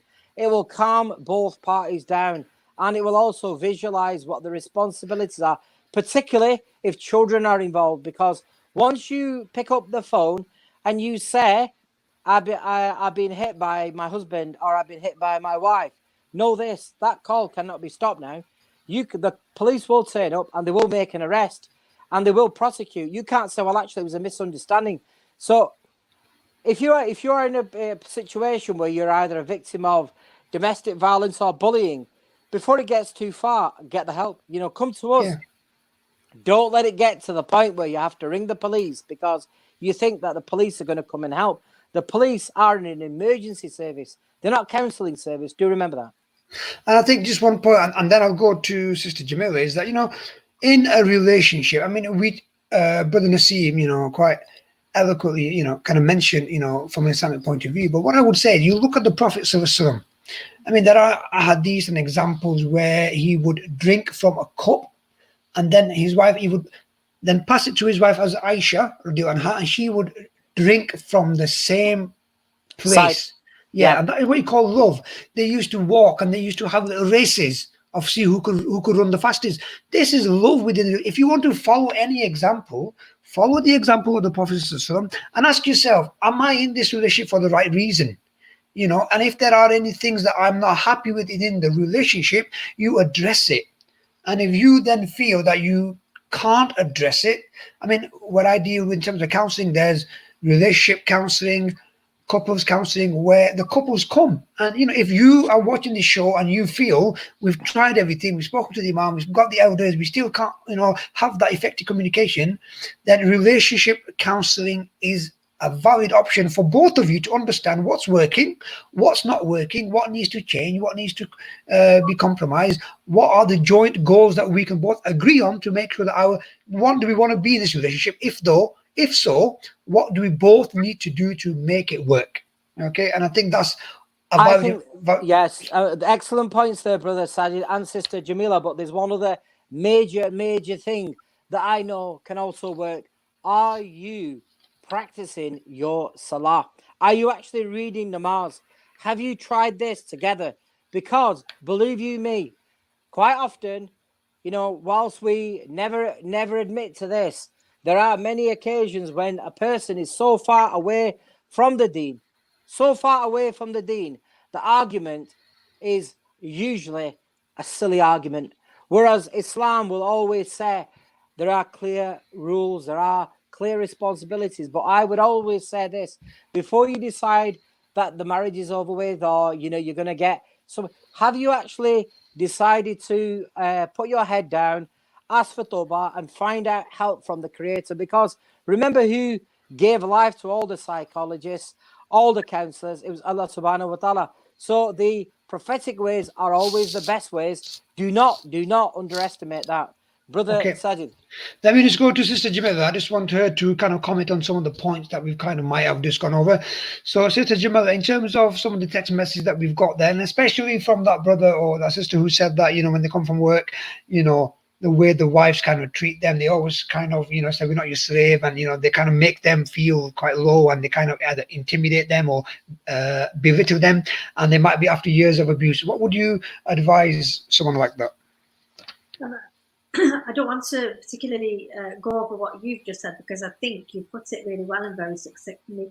There are rights and responsibilities in a relationship generally, and it's about finding compromise. It's about finding understanding. There's something about compassion between two people, empathy, and a mutual respect for one another, and understanding. That where people are, somebody walks in through a door and somebody's getting at them or bickering at them, again, there's something underlying there in that relationship. That somebody chewing at someone and getting at someone, and that is not the issue. That's something underlying the surface. And again, this is about redressing the balance in a relationship. Is about actually looking at what is it you're actually bothered about. And you've talked about very much about people sitting down, communicating, understanding. What is it you both want out of your relationship? Talk to each other. This is about a couple not understanding. This is about a couple that don't talk to each other. And it's as simple as that. Somebody's rights somewhere aren't being understood or being fulfilled. Are you spending enough time together? Is that about quality? Do you understand each other? What is it you want from each other? So I think it's much more about two people finding a way to talk, to communicate, setting some time aside. And I think what Brother Zaid has just said, particularly, you know, there will be non-Muslims tuned into this, but there is such value and there is such truth in couples that pray together or find time to do spiritual things together, whether that's learning about stories of the Prophet or doing charity together, doing something spiritual together. Keep finding common bonds and threads together. Look, if you're a couple that has separate lives in the respect, life is busy. It's just the way our worlds have evolved. And if there's one thing that's probably taught a lot of people through the lockdown, is how much time we all spend so separately now. We're forced to be together. You go out, you go to work all day, your children are at school all day. Um, and it's actually about finding time to do things and find goals that are coming together. Are really listening and hearing and talking and communicating to each other. Sometimes that's all somebody's crying out for. I think couples that are doing that, where they're bickering and getting at each other, it's actually a cry. It's a cry for, please listen to me. I'm trying to tell you something here, but you're not saying it very well. So it's about, you're not hearing and you're not saying it very well. So it's about how you do that. It's about how you, whether you find somebody to support you to do that, or you've got friends in common that you both respect that can sit down, and you've got siblings that can do that for you, you've got extended family that you respect. Find somebody who can help you do that if you can't do it together, because I don't believe, and I don't think any of us do, that you should just give up on a relationship or a marriage. Just on that point as well, Sister Jamilla, is I get this quite a lot in counseling sessions and a lot of the calls that I take, that sometimes someone only stays in that relationship because of the children. Okay, from the work that you've done as well, what would you say that to people who might be watching this show? You know, you've been in that relationship for 5-10 years or whatever. They're not really happy. They're not actually getting anything from that relationship, but because they don't want it to have a negative impact on the children, they are happy, or they are okay to tolerate this relationship. What would you say to that? I don't think that's a good enough. I think you have to think about that very, very carefully. I think the core of you as an individual deserves to be stable. You deserve to be happy, because when individuals are happy, you can then give to your children what they need, and it depends what that unhappiness is about. But you should, I believe, try particularly where children are involved, you should try every avenue possible and seek all the support you can before you decide to call it a day, unless your life, limb, or liberty is compromised, in which case you should leave. So unless your life is threatened, and you are being physically harmed and it's really dangerous for you, or you're emotionally in a position, for example, there are people in relationships, they're emotionally so fragile, they're at risk of committing suicide, they should leave, because that's not a good situation to be in either. I think otherwise, if it is really just a case of, it's not just, sorry, I don't wish to minimize or be dismissive. I know, I get your point. I don't mean to do that. I think where you can, you should seek support where you can, but equally, you shouldn't remain in an unhappy relationship. Of all the permissions granted by Allah subhanahu wa ta'ala within our religion, divorce is permissible, and it's permissible for a reason. It's because, you know, there are going to be marriages that unfortunately don't work out, and that comes from Allah subhanahu wa ta'ala as well. So therefore, that is provided as a mercy for us as well. So yeah, I think also on that, yeah, and on that point as well, just before I go back to where the side is that, you know, whenever you make any kind of a decision, you have to ask yourself, what impact is this having on my physical mental health? What impact is it having on my confidence, on my self-esteem, on my self-worth, on my self-belief? What is it doing, you know, to my resilience? What is it doing to my assertiveness? What is it doing to, you know, my mindset? You know, because at the end of the day, if by staying in that relationship, your mental and physical health is deteriorating, then that's like a reminder or like a warning to you that either something needs to change, or you need to make a decision about that relationship. Because how long will you tolerate that abuse? How long will you tolerate, you know, when that someone is belittling you? How long will you tolerate being unhappy? How long will you let your self-esteem get so low where you get depressive, where you have an anxiety disorder, where you have suicidal thoughts? So before it escalates to that, think about, okay, and I'll give you this one example. You know, we've got a family member, you know, who basically have been married for a long time, and I know, hang on, they haven't been happy for a long time. And then when I asked them, why are you still together? It's clearly that you don't get on, you know, actually, we got a child. So they tolerated each other for a long time only because of that child. Then once that child got about 9, 10, or whatever, they made that decision, and they thought, oh, you know, that child might be impacted. But that child, after the divorce, she goes, yeah, I got 2 houses, I got 2 sets of presents, I got 2 sets of everything. She was off the moon. So she understood. So don't just tolerate that kind of behavior, and don't just feel that I have no choice and I have to tolerate being unhappy. No, you don't. Okay, there are options, but think about it and then decide what impact it's having on your physical and mental health. On that example that you gave, it's I mean, I'm glad that it works out for that young girl, but quite often it doesn't, because quite often a separation can also mean that a child might be under the radar of social services.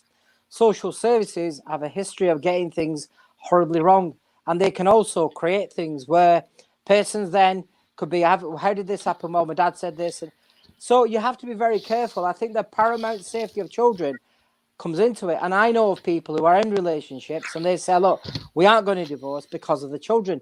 I personally think it's a noble way to look at it, because you never know at what point that child's growth might be, where that child grows to an age where they sit you down and they say, oh, look, Dad, Mum, you've been arguing for years. I knew about it. You need to stop doing this and you need to stop doing that, because it's their own child. Can't really argue against it. And you know what, but Zaid, just one point on there, sorry, is that one thing that comes up quite a lot in counseling sessions is that I might be counseling someone who might be 30, 40, 50 years old, but what do they bring in those sessions? How I was when I was a child. Okay, the conditions of birth in that child, you know, what they saw as a child, how the parents treated each other, how they treated them, then that has an impact on your confidence, your self-esteem, your personality. So someone now 30 years later might think, I've never had any confidence, I've always been anxious, I've not been able to make any decisions, I've always been aggressive, etc., etc. This is the impact that, you know, when a husband and wife are together and they're not happy and they're arguing and they're bickering for many years, this is the impact it can have on a child. So we have to bear that in mind on any decisions that we want to make. Jazakallah. Got some text messages and some feedback. It's saying here, love the strap lines that come up. Who puts those up? The latest one is family who prays together, stays together. That's the work of the knockout brother Naseem. He does the banners and stuff like that. And he's also romantic at heart, because it says, if you love your wife, that's a sunnah. You know, I don't know whether he's saying it because he's somehow trying to angle his way to another cup of tea, because we know from experience that he does like a tea with several biscuits. I don't know whether that's the cause, but I'll go to the text messages and we'll go through them here. Right, this one here, it's a bit of a funny one, but we can have a little bit of a laugh. It says here, brother, I live in the Coppice area and I go every Friday to have something to eat. Brother always bullies me into eating as much as he does, even though I eat at least a quarter of my kebeda. I chuck the rest over my shoulder. Am I being bullied? Mosyak Mete. I don't think you are, brother. I think you just can't keep up with the food. Another one here, on a serious note, it says here, brother Sajid, amazing information, but most importantly, big respect to brother Naseem, because there's lots of people who try to justify an action through the Noble Quran, but I like what he said, bring forward the proof. Exactly. That's what the brother always says. He says, look, if you have got something, bring the verse forward. Let's find out what it actually is. I'll clear some more text message and then we'll go through. So the next one is about anxiety. And the question says here, brothers, sometimes do we not make a mountain out of a molehill? We think too much rather than talk the problem through. So an example of it is, I did not want to say this to you because I thought you would think that. That's why I never did it. There is too much of this psychoanalysis going on. Can we not just get on and talk? That's a fantastic point, but I think what that is anxiety in a nutshell, because you're worrying about something, then it's growing into that anxious thought. Then that negative automatic thought kicks in. So that's when you are mind reading what the other person is thinking, you're catastrophizing it, you're then attaching negative labels to yourself and predicting the future negatively, and you jump into conclusions saying, what if this and what if that? Okay, and it's turning into a mindset. So when that happens, when that worrying and overthinking kicks in, what's one of the techniques? One of the techniques is managing that worry. So what do you do there? You ask yourself, whatever I'm worried about, number one, is it in my control and can I do something about it? If it's not in my control and I can't do nothing about it, I need to park it, I need to put it to one side, and I need to come back to that later if I need to. If it is in my control, then I need to problem solve it. So what are the possible practical solutions to this problem that I'm worried about? Brainstorm it. What is the most practical? Okay, what are the steps that I need to take to put this into practice. Step 1, step 2, step 3, etc. When you're ready, you go ahead and do it. Once you've done it, if it's achieved your goals, brilliant. If it hasn't achieved your goals, you make changes, you review it, you do it again. That's one technique. The second technique is challenging the anxious negative thoughts. So what is the evidence that supports this anxious or negative thought that I've got? What's the evidence that contradicts it? What's the alternative way of thinking? What would I advise a friend, etc.? If anyone needs more details in these techniques I'm talking about, send a text message and Brother Zaid will pass it on to me, and then I can try to support you, inshallah. Brother Sajid, there was a couple of them. I've condensed it. I won't read them out in particular because they were quite lengthy, but they all center on this point regarding a person's mental health and anxiety and the tissue. It's not talking about bullying per se, but it's talking about how somebody is and their mental health. And what they're saying is quite often people are cooped up in their houses, particularly over the last couple of months. Do you recommend that people, to be healthy, they do need to go out? And it said, and this isn't the funny part, but they're trying to say, is there any coincidence with people who eat unhealthy food and mental health? Because he said, he read somewhere, excessive drinking of fizzy drinks, fried food, etc., junk lifestyle can also lead to mental health issues. Yeah, I think the important thing here is, and it's about self-care. Okay, now the important thing here is when it comes to not just these challenging times, but in any difficult times, self-care is about taking care of yourself. Now, self-care can be divided into different sections: physical self-care, personal self-care, emotional self-care, social self-care, spiritual self-care. So just in a nutshell, it's about making sure that you're going for a walk, you're doing physical exercise, you're basically taking care of your personal hygiene, you're eating properly, you're keeping yourself hydrated, okay? And then in terms of emotional self-care, it's about making sure you're focusing on things in your control, you're being kind to yourself, you're in the negative situation, you're taking out the positives, you're being kind to yourself. In terms of it's making sure that you're self-compassionate towards yourself. There's positive self-talk. Okay, and then it's about making sure, in terms of social self-care, communication. In the lockdown, making sure through FaceTime, through WhatsApp, and other ways you are communicating. In terms of personal self-care, interest, hobbies, social activities, about getting yourself out of that comfort zone, challenging yourself, trying new things.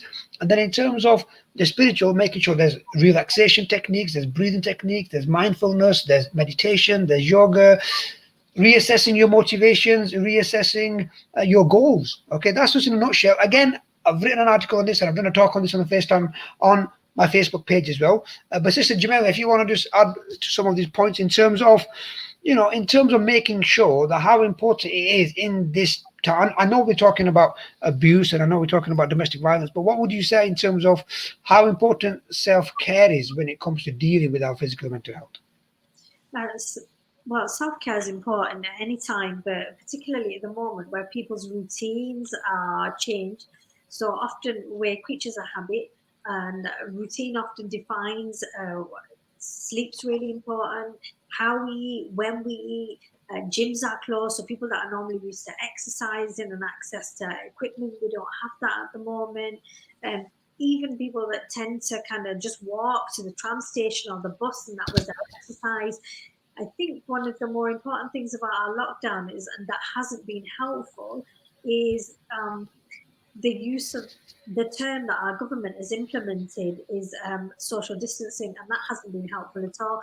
You'll note that certain countries haven't used that term at all.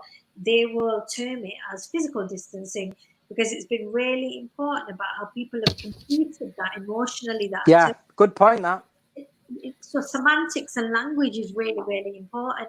We're not supposed to be socially distancing in the sense that we don't keep contact with people. We're supposed to be doing the absolute opposite. What we should be doing is maintaining a physical distance from people to prevent the spread of disease, not not preventing contact in the sense that's healthy for us emotionally, especially when we're feeling physically constricted in our spaces. So this is a really good time, because technically you should have time on your hands to be able to be making more contact with family members, with siblings, with grandparents, with extended family networks. You need it more right now. Okay, so I know, having had even conversations yesterday with a neighbour of sorts, talking about certain people not leaving their homes, not even to go for walks where there's nobody around. That's not healthy, and they haven't left the house for 7 weeks. They're not shielding, they just haven't left. That's some level of, that's not healthy from a physical perspective, from an emotional perspective, just not from getting any air, from being cooped up inside.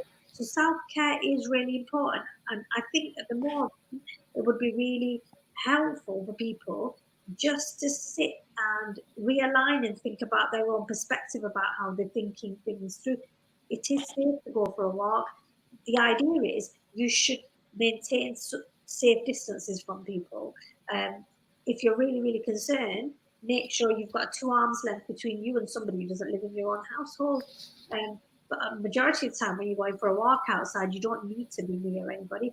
But people are taking things to the extreme where you can go and visit your grandparents, just don't go in the house. You can see them from the window, you can see them from the door. Just stay down. My son Jibril went to see his dado, and he was missing her through the whole of Ramzan because very, very close to her, and he became very quiet. And I said, "What's the matter?" He said, "Oh, I just wanted to see my dado." And eventually, what I did, I rang her up. I said, "Look, can we come and see?" She came to the door, and since then, he's been a lot better. So we are social animals. We do need to see people like that. Got a couple of text messages here. The first one is, brother, I am a victim of bullying as I go to Buzz Rocks every now and then. I eat 1 or 2 spoons of my chicken and then throw it over my shoulder because I wanted to be a rugby star. But I would have got away with it if it wasn't for Samyan. He got me that naughty Jeff. Please, can you help me with bullying? I think that's meant to be not serious. So, brother, if you went to Buzz Rock so you couldn't quite eat up your own food, I think you've got a big problem there. You might need some counselling. Another one here, and on a serious note, it says here, the information that you've given us today has been factually fantastic.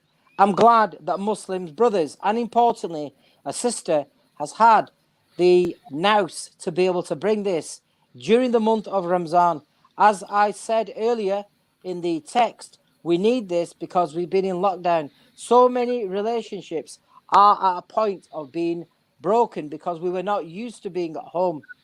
And another one here, Brother Zaid, I like your message with regards to praying together. I think Brother Nassim brought that up. Praying together means that we are staying together. So that's really, really important. And what I would add to that is, Alhamdulillah, what I did when I was at home, I didn't have an excuse not to pray, and I prayed in Jamaat. So it brings the confidence out of you when you read it. I think it echoes the nur, the brilliance of the noble Quran when it's heard within your house. Remember, the small shayateen are locked away. I think if you had a house where people are, and there's no reason sometimes my son, who's 11, Jibril, he will do the Jamaat, and he always does the azan, he always does the iqamat. But these are the things that we have. They are tools within our own toolbox that we can use. There's a couple more text messages here.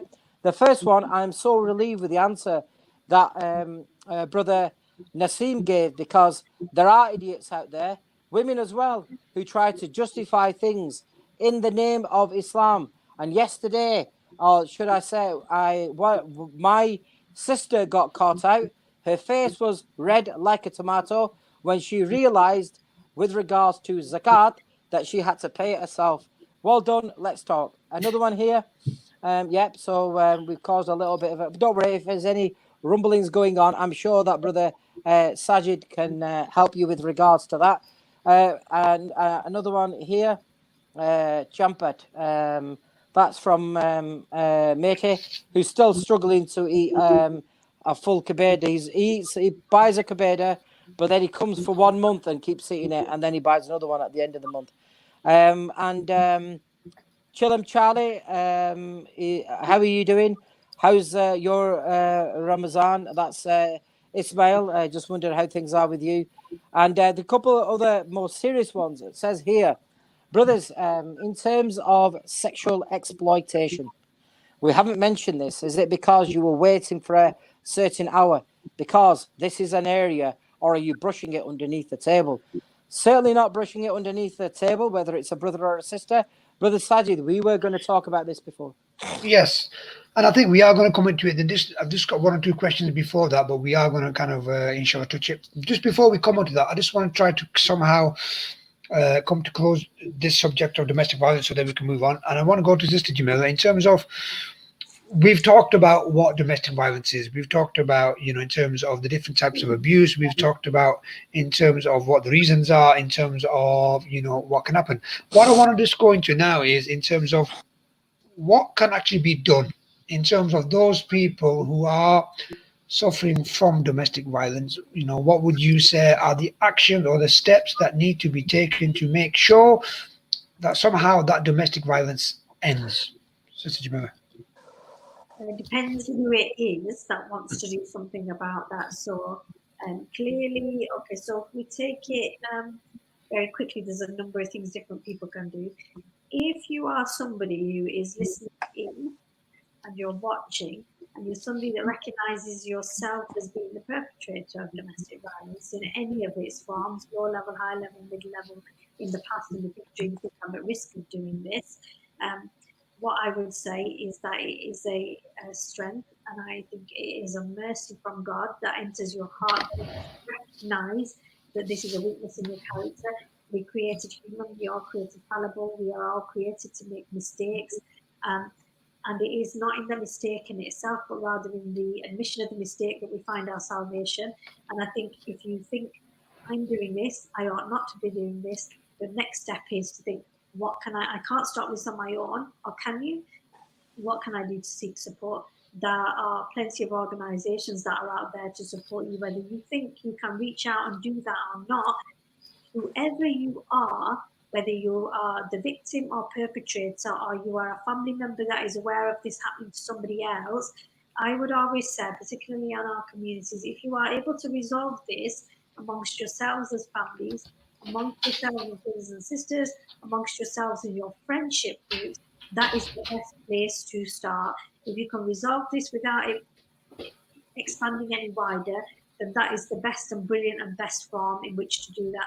However, I recognise it's a really emotive, challenging area to deal with. It has far-reaching consequences. It's often not easy for people to be able to deal with this. People often need long-term support to deal with this. The triggers for people behaving like this, trauma can trigger behaviour from perpetrators and those people who suffer from it. So you can need professional people's support for a long, long period of time. There are a number of support lines that are set up, counselling services. Obviously, at the moment, lots of social workplace work is suspended. However, the National Domestic Violence Helpline, particularly agencies like No Domestic Violence, all the telephone helplines are still up, they are still running, so you don't feel like you're isolated and you're on your own.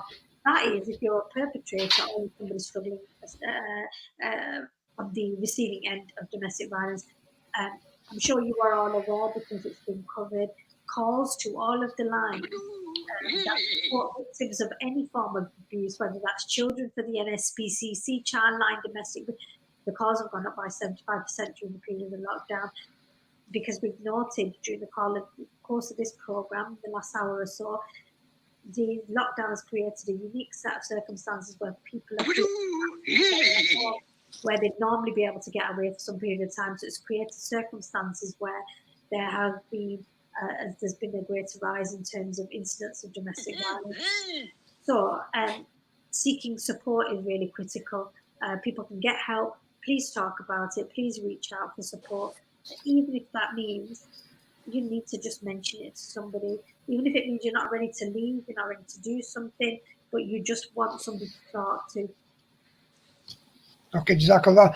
Some really fantastic points there. Now, I just wanted to kind of, as the text message that we received, I just wanted to go to a couple of questions in terms about, we talked about abuse, but we haven't talked about child sexual abuse. So I just wanted to go into that, if that was okay.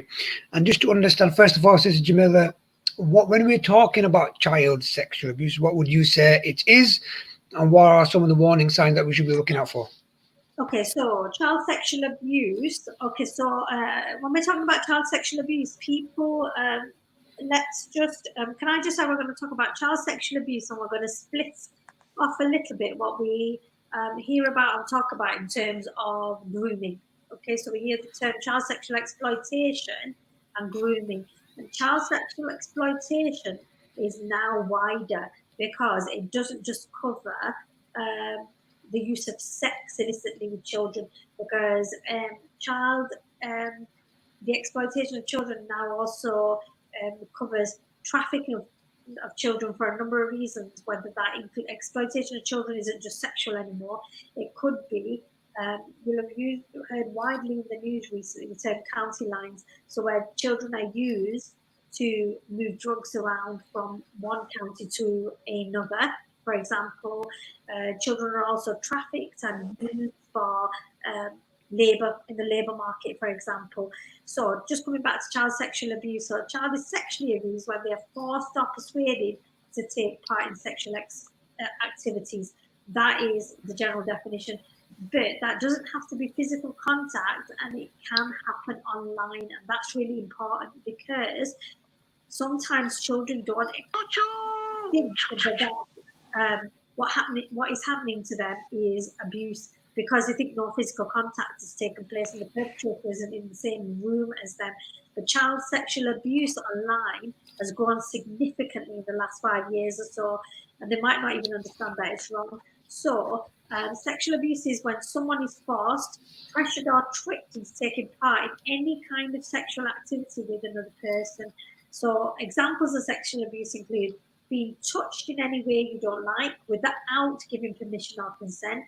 And this is, you'll recall that somebody texted in and said when I gave the cross-government definition of domestic abuse, and they said, does that It's not covered under 16, yeah. Because children under 16 are covered under legislation differently, because children under 16 can't give consent to sexual activity. It becomes statutory rape or sexual assault. That's why. So they can't give permission or consent. So someone flashing or exposing themselves to you online or offline, or you're being forced to have sex, so that's intercourse, looking at sexual pictures or videos, to do something sexual or watch someone do something sexual. So sexual abuse can include lots of things like rape and sexual assault, sexual harassment, online grooming, and domestic abuse. Okay. Just on that point then, so for people who are watching, for those who might be parents, what would you say are some of the signs that they should be looking out for to see if their child is experiencing any kind of abuse? Okay, so before I do these, I'm going to do a caveat. I don't want somebody listening to some of these, and particularly at this time of the night, and becoming really panic-stricken, because I think my child's got one of these, and must be being sexually abused. You have to think about these in the context of your children. Some of these are signs of other things, so you need to think about the wider context of what's going on with your child. You know your child better than anybody else, okay? So it might be that some of the signs for children that are being sexually abused, and some of these are age appropriate, maybe that your child's, one of the key signs is that your child's behavior changes. So what's your child like normally? Are they normally really extroverted, normally really happy-go-lucky, but it's starting to become introverted? Is your child normally introverted and they've become extroverted, for example? They might have started avoiding being alone with certain people, certain family members, certain friends. They might become anxious around them. Have they suddenly become frightened of a person or reluctant to socialize with them? They're indicated.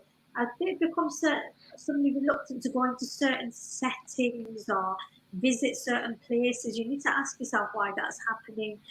Children usually are trying to communicate and tell you something. You need to hear, you need to listen to why your children's behavior has changed. So some of the other indicators are and age appropriate again. They begin to show sexual behaviors that are inappropriate for their age. A child might become more sexually active at a younger age. So they're using terminology or words or referring to certain things in a way that you shouldn't really you should know about that. That doesn't if your gut's telling you they're doing or saying something or pointing at things that's wrong, it's probably because it is. They might be showing promiscuous behavior. They could be using sexual language or no information that you shouldn't really expect them to. Physical symptoms. So if you're seeing soreness around the private parts you wouldn't expect and you can't explain otherwise, that shouldn't be there. Now that's a real red flag that you should be exploring, okay? They've developed an unusual discharge you can't explain that isn't related to a physical health condition that you're aware of. That's a really red flag. Children who you know that aren't sexually active shouldn't have STIs of any kind of nature. That's a red flag. And obviously, if you have got a child that becomes pregnant and you know they're not sexually active, so for example, a girl who's 13, 14, she's pregnant, you know she's sexually active, she's displaying some of the symptoms, there's something going on there that shouldn't be happening. And some of the other signs, for example, this is more related to maybe um, underlying symptoms, behaviors and changes. You find a child who is suddenly become overly obsessed with showering, washing their hands constantly, overly clean, or your child has suddenly started not to wash, they're not showering, they're not staying hygienic anymore. So there's a sudden change of behavior there. Child who begins to self-harm, for example, the use of drugs or alcohol has become prevalent. So there must be some kind of trauma or harm. So there's a number of things, but there are changes in signs, behaviors. The relationships become really fraught with you, for example. So the key thing you're looking at is marked behaviors, changes in behavior. Their eating habits might have changed, for example. Some people don't like certain types of food. They're trying to communicate something to you. Yeah. I think on this one, there's some other very important triggers there. I think that when you see something physically where somebody can't look at you, you know, your child who you've always had that relationship with avoids eye contact. Why? Because one other thing to bring into this is, of course, children grow up and they reach puberty, and as a result of that, hormones change. And when they go from one school, so factor all of those things in. But why is your child not looking at you anymore? And I've seen instances where someone feels they're dirty, and we see bleach being used on hands, and we hear stories. These are very, very telltale signs. And if a certain person comes into the room, they get up and walk out. That's a big, big, big red flag. But let me ask you this, Sister Jamila. You know, all of these things, and prior to you explaining this, you said that this was on the rise. Are we guilty of creating some of this by giving mobile phones that are able to go onto any site unrestricted? And we say he's only on his mobile, he's upstairs. You know, we give mobile phones at a very, very young age because then, you know what, a bit of peace and quiet. He's only on his mobile. What do you say about that? I say, I find it really hard to apportion blame. Okay, parenting is really difficult. I think we have to be responsible. Sometimes even parents need some support and guidance. I think we live in a really difficult age where technology is rife. Our children are growing up around this being the norm. I think it's something we have to learn to manage, control, and live around. And we need to teach parents about how we do this safely. We need to educate them so they can support their children. Because what we can't do, Brother Zaid, is as much as I would like to, because I test it with a passion, is to shut children away from technology altogether. It's not reality. We're never going to be able to do it. Yeah, but hang on a second, sister. Hang on a second, yeah? So let me finish. So what I was going to say is there is a level that requires us to be responsible parents and to monitor and marshal how much and what our children are doing at what age. Yes, we're responsible for that. So does an 8-9-year-old need to have a mobile phone of their own? I don't think so. I don't think there's a reason or an argument for that. Does a 12-13-year-old need to? I don't even think there's a real argument for that either, really. There are parental controls and locks that can go on phones. There are certain sites that are more suitable for children than others. Parents can control Wi-Fi and access into their own homes. So certainly we should be doing all of that. If parenting is about, for a few hours grace, I'm going to let you go off and do what you're doing in your bedroom because it allows me to do whatever I'm doing, then you have to question, you reap what you sow and what the impact of that is going to be. We are living in times where the whole world can enter our home. The enemy can come into our home uninvited through our four walls without us even realizing. And that is a danger we are living with our children and technology and the modern era. So yes, we do have to be more responsible, and we do have to monitor, and we do have to watch. And I believe when it comes to phones and technology, we have to be disciplinarians and we have to be cruel to be kind. And that's my view.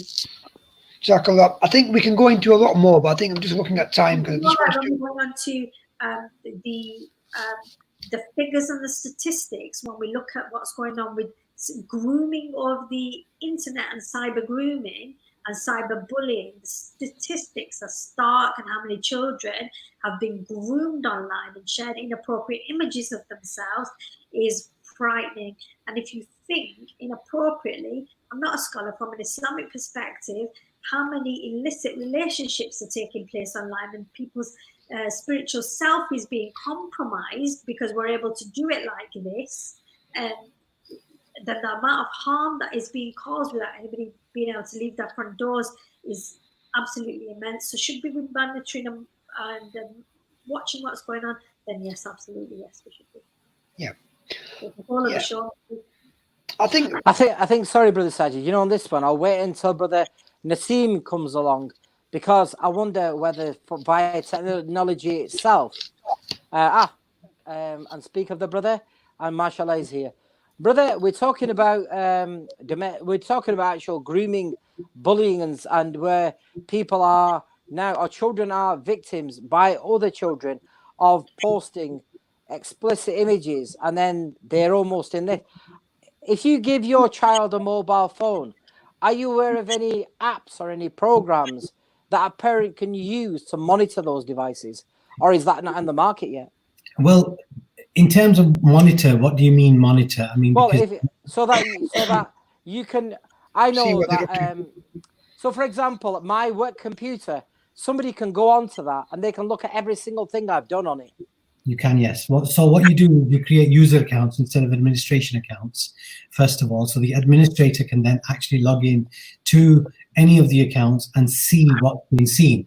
But I go one step beyond that. The routers that are supplied by the IT companies now, your internet companies, have parental controlling on those routers. Right. So you can actually block websites, you can block keywords, you can block certain things. Now, one of the things that we've done in our household is not only that we've blocked those things, but we've put all our devices and computer, internet devices in communal rooms. As you can see, this is the computer that all the family is allowed to use, right? And this one is in our living room. So we can see at any given time what is actually being seen. No laptops in the bedrooms, no mobile phones, no tablets in the bedrooms are allowed. It's that simple. Even my 20-year-old daughter sometimes, she needs her laptop to do her uni work, and she takes her laptop into the bedroom every now and then when she needs to finish a deadline. But most of the time she's either here or she's in the dining room doing the work. So that's something that parents need to be aware of and train their families and their children to be able to use the devices. But of course, if they don't understand what the device is capable of doing, then how are they going to do that? And that's why we say that learn some basic IT skills. MashaAllah. Very good. Did you just go on to one quick point, Bazad? That's okay. Yep. In terms of a quick question to Sister Jamilla then. So we've talked about the signs. Now, what if a parent is saying, hang on, I recognize some of these signs in my child, and I recognize there might be some kind of child sexual grooming going on. What can they do? What advice would you give? Well, the first thing I'd be saying is don't get into a confrontation with your child. It's not going to help. If your child's being sexually abused, which is different to grooming, okay, so you need to understand grooming, the difference between sexual abuse and grooming. In sexual abuse, usually is an exchange or an interaction. There's no exploitation in the sense, there's no exchange. So in grooming, it's very gradual and it's usually an exchange of things for sex. So if you see a transaction, so you're giving that child alcohol, drugs, present, food, shelter. They might sort of be saying, "I'm your boyfriend," but they're not. You're grooming them. With sexual abuse, it's straightforward. You're sexually you're having sex with that child. They're not getting anything back. It's a power relationship. There's power involved in both, but that child's not getting anything back in return. But in both of those instances, that child is often being told that they keep that to themselves. There's a secret there between them. They're building some kind of bond or relationship.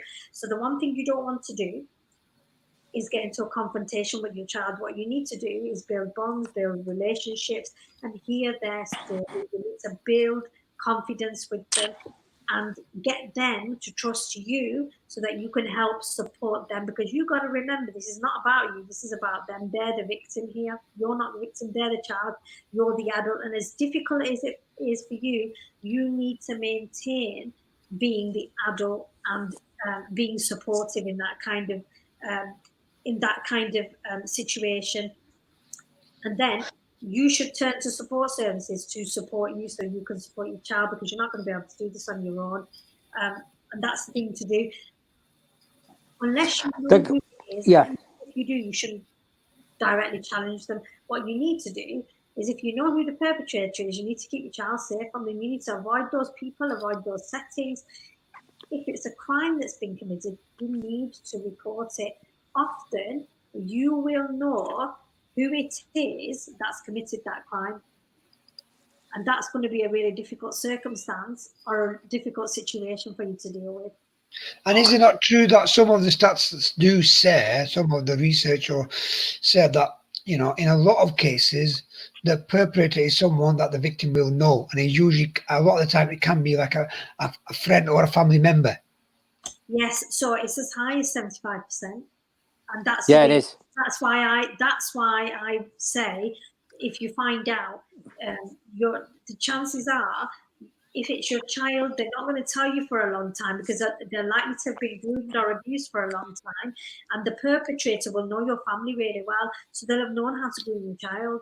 They'll have known how to make sure they can keep it secret, how to make them feel really ashamed. They'll have talked. I've had instances of families where I have done counselling and supported families through trauma for years, where mothers have been aware that their daughters have been raped or sexually abused by members of men in that family, and they have allowed it to continue because they've been told that to say anything that will break marriages up in the families, that will destroy relationships in the extended family. So they've allowed that abuse to continue for years. So, Shocking. but it's happened. And I know it's happening, children, and it's the height of cowardness. I'm talking about generational familial sexual abuse that's gone on for years. It's happened to the mother, then it's happened to the daughters, then it's happened to the grandchildren. I'm talking Well, about that type of abuse is a cycle, and the only way to stop a cycle is to break a cycle, isn't it? And you know, on that point as well, if I can put this question forward, and it's on the screen as well, is sexual abuse a Pakistani or Muslim thing? You know, as we know, with the cases in Rochdale and, you know, all over the country where the predominantly Pakistani stroke, you know, so-called Muslim men have been grooming, you know, white girls. Now, obviously, the right wing have kind of exploited this and saying that this is an Asian thing, this is a Muslim thing. What would you say to that? So I would say that if you look at some of the studies that have been done and some of the data that's been gathered, 75% of offenders in grooming gang cases have been from Asian backgrounds, but that's because that's where they've done the studies. So it's a question of where you get the data from, okay? However, if you look at paedophiles that operate in rings online or operate solely, they found in those studies that 100% of those have been white. So it depends where you're looking at convictions rates. So in an inquiry by the Office of the Children's Commissioner, 36% of victims of groups of gangs of child abuse identified their attackers as white. 36% were white, 27% Asian, 16% black, 16% black, and then 16% specified or from other groups. So what do we know there? What we're saying is where you depends what the police are looking at and what they're looking for. So you'll find that a lot of these grooming gangs have been under the police radar for other things and then come to notice for this reason. So where you've got these gangs that are Asian in Oxford, Rotherham, Rochdale that have been identified, they have been Asian, they have been Muslim, if you can term them as such. But widely out there in society, if you're looking at paedophiles that are targeting children, whether they're working online or solely, tends to be white male perpetrators and across the world. So it's not true. However, to turn it on its head, if you've got people listening and going, Muslim people, do you remember when we started this years ago before Rochdale even broke? We had people ringing into the show that were saying, why are you covering this in Ramadan? Why are you talking about this? Doesn't happen in Muslim communities. This doesn't happen in Asian households. Well, it does, and it quite clearly does, and we know about it. Why are you talking this about is what happens when you don't talk about it. When you try to brush it under the carpet, this is what can happen.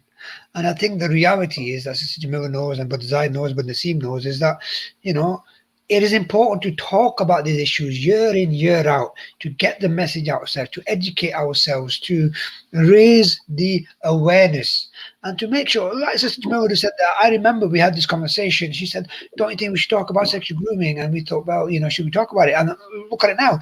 You know, it does happen, and it happens all the time, not just in the Asian Muslim community, but in all communities. But as a community, we shouldn't be embarrassed to talk about these issues because it's Ramadan.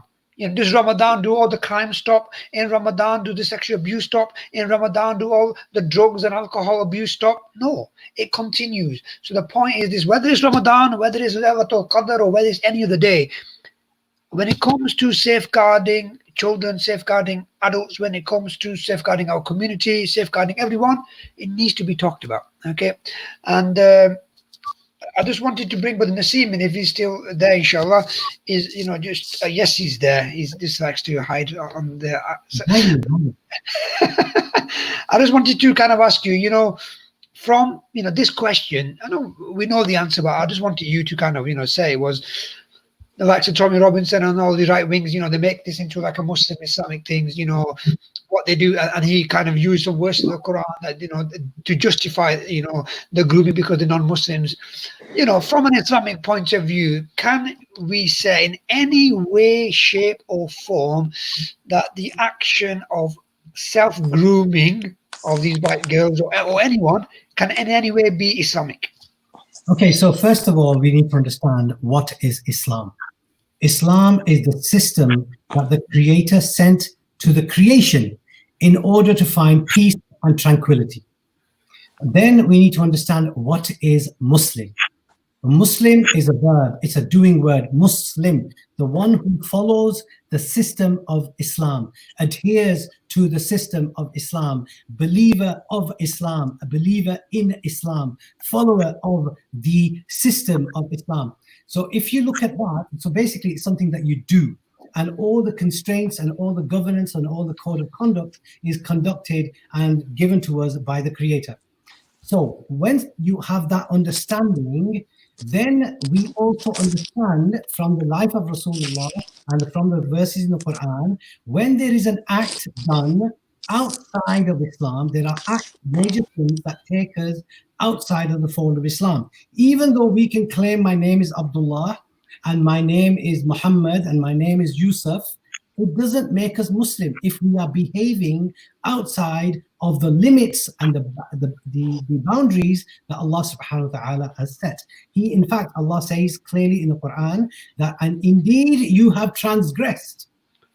So when you do these things, you have transgressed. So therefore, you fall outside of the fold of Islam. And this is why we take Shahada 5 times a day. Coming back to your question specifically regarding grooming, when you are taking that kind of thing into your own hands and you are performing that kind of illicit, sinful act, you are stepping outside of the fold of Islam to do that. So basically, no, Islam does not condone it. In fact, Islam condemns it. In fact, Islam goes a step further and basically says that if you do these kind of things, you are stepping outside of the fold of Islam. This is nothing to do with the deen. Okay, Jazakallah. Brilliant answer, Brother Naseem. And that answers a couple of questions that we've received via text message. And surprisingly, there's no name attached to this one. It says, that's fine and good, but your religion promotes this sort of stuff because it says that women are, I think it's saying something like they are slaves and only the Muslim women. So you abuse other people who are not Muslim and get away with it. So clearly we don't abuse anybody because if we do that, we're not Muslim ourselves. That's right, absolutely. You can't. So the ruling is the same, whether the woman is Muslim or whether the man is Muslim or not Muslim. The ruling for the Muslim, if you dare to call yourself Muslim, is the same. You basically, how dare you think that any other human being is below you? That is the consensus, the general consensus, that basically you cannot take it upon yourself to say that you are more pious, more knowledge, or more powerful or better in any way, shape, or form than your fellow human being. In fact, the verses of the Quran say, Ya ayyuhan nas, O mankind, or humankind, or creatures of God Almighty. That's basically what the verse says. So this notion or this narrative that Islam says to Muslims that you are above others, I'm sorry, we don't have a clue where they get that from. Please, I'll be interested in those verses. Yeah, and I think the important point there as well is, is that when you look at the grooming activities, you break it down, these guys, what do? They, give the girls drugs, which Islam prohibits, which they give them alcohol, which Islam prohibits. Sexual activity before marriage is prohibited. Okay, then they pass them around, which is prohibited. You break every single act that is done, it totally contradicts the basic foundational teachings of Islam. So to make this in any way linked to any Islamic teachings is crazy. Okay, the controversial questions come through, Brother Sajid. Yes. It says here, what about so-called imams and scholars who abuse? And when you confront them or you tell your parents, they say, if you mention that, we will not be able to go to that namaz, go to that masjid again. Just don't bother going there and keep it quiet because it is a matter of sharm. Well, we can say a lot about that. I mean, all I would say then I will, go to Naseem, Sister Jamilla, is what's more important than the honor of your child? What is more important than the safety and sanctity of your child? What's more important than the safeguarding of your child, for crying out loud? You are putting the honor of what the people will say, whether we can go to that mosque, more important than the safety of your own child? What kind of a human are you? What kind of a parent are you? So your child is, I remember this. I was watching a documentary and there was a child came back from the masjid. I think it was in Preston or somewhere, I can't remember. And he kept washing his hand. And the child thought, what is going on here? And then after he asked so many times, he said that, the imam or the teacher in the mosque made me masturbate with my hands. So I keep washing it. And when the parent tried to, speak to the imam or to the mosque, this is what happened. They all turned against the parent. How dare you try to shame our imam? And the community turned against him. So the reality is nothing comes before the safeguarding and the honor and the respect of your own child. And if you think that the honor in the community or what the imam will say, or we can't go to that masjid, comes before the safety or safeguarding your child, there's something wrong with you. That's all I would say. Also, when you don't report this, or you don't have the courage, you're not, in my opinion, it is my opinion, definitely, you're a disgraceful parent, because do you think he's just doing it to your child? You could be doing it to lots of other people. And an investigation is your basic human responsibility. There's no justification within Islam for any of that to happen. Brother Naseem, on this question of, and remember, before we go any further, Brother Naseem, it isn't just the Muslim that say, oh, there's a problem. Remember the massive problems that are in the Church of England and everywhere else along the line. So you've got to understand that this is a lot of faiths. It isn't. I'm not simply singling out Muslims and imams and qadis and stuff like that. 99.99999% of all masjids are served by noble scholars. It's that 0.01% of rogues that we're talking about today. Yes, Brother Zahid, there's a question in the time of the Prophet ﷺ where the Prophet of Allah, the last and final messenger, was telling these people that telling the people in Makkah that, look, all these 360 gods that you believe in are not able to do anything for you. They're not able to do anything. Why do you worship them? Why do you worship them? And you know what they used to say? It's a matter of honor. Our forefathers did it. How can we disgrace our forefathers? How can we go against the norms of our society? This is the same question that you're asking today. That basically, how can someone who's done this to my child, how can I take that to the society? What will my forefathers think? What will the society think? What will the people of the community think about me? This is completely haram in Islam. And if we've got any lessons to learn from the life of Rasulullah, one of them, the biggest lessons, is that be sincere. Even the verse, and Imam Shafi rahimahullah, he said that if this was the only verse revealed in the whole Quran, the Quran wasn't revealed, just this verse, one chapter, wal asr innal insana lafi khusr, this was revealed on its own, it would have been sufficient for the believers. And that verse says that وَتَوَاسَوْا بِالْحَقِّ وَتَوَاسَوْا بِالصَّبْرِ. You have to be on the truth, and then you can exercise patience. You cannot exercise patience before that. What we do is we put the patience before everything else. Okay, Jazakallah. I think we're going to be running out of time soon because we've only got about 10 minutes. So, have you got any text messages that you want to go through first? There were two text messages that I thought were pretty good. The first one is the first one is, and there's no name behind this. It says, really grateful for your show, and more importantly, grateful for the fact that you're asking these questions. And I like the banner. It's always good to talk. No topic is off limits, as the Prophet ﷺ said. So he's, the banners here are working really, really well. Another one here about victims, and it's saying, are there any help groups? Are there any numbers? Is there any help that the brothers might be able to shed, or sister can shed, where people can report these things in confidentiality with no comeback? Yeah, and I think I'll go to Sister Jamilla on that one in terms of any support, any helplines, and how can people go about trying to report any kind of abuse. So there's obviously we mentioned the National Domestic Violence Helpline. There's also the No Domestic Violence Helpline that specialises in supporting Muslim women for support. There's a number of agencies and support lines in working locally in Greater Manchester as well. And we can make, Sajid, I'm wondering if I can share those numbers and they can go up on your social feeds for people to look up and share rather than running the numbers off now, because I'm wondering if people are going to be able to write those down if I was to do that now. But then there's victim support, for example, and support lines like a number of 24-hour confidential helplines you can use to take support from.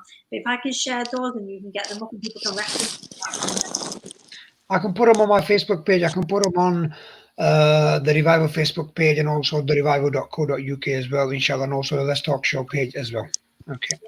Now, we've got about 7 minutes. I just wanted to say this, Jamilla. We haven't really gone into this issue in detail in terms of bullying. And I just wanted, because I know we won't have time to do another show on it, I just wanted to kind of just ask you just a couple of questions and then we can try to finish on this, which is in terms of, we've talked about the signs in terms of the abuse. Do you want to just touch on some of the signs when it comes to especially young people who are school, at college, or uni, what the signs might be for them that they might be experiencing some kind of bullying, and then what can be done about it? Okay, so I'd say in terms of any of the signs of abuse, none of them are particularly distinct in that, Yeah. you know, you're being abused. Okay, first of all, physical abuse, for example, because it's physical, you'd expect to see a sign. So if somebody's been punched, you're going to see a mark. If they've been hit, you're going to see a mark. The thing with bullying is it's a much more emotional form of harm because it involves intimidation. It can be involve name calling. It can involve threats or intimidation.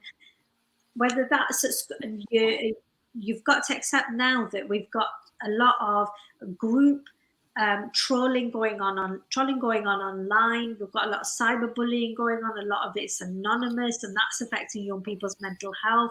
So the signs you're going to see are going to be more behavioural in young people rather than and the physical symptoms I've talked about previously might be being exhibited. If I just give you an idea of some of the figures of a study taken for, this is a Children's Commissioner.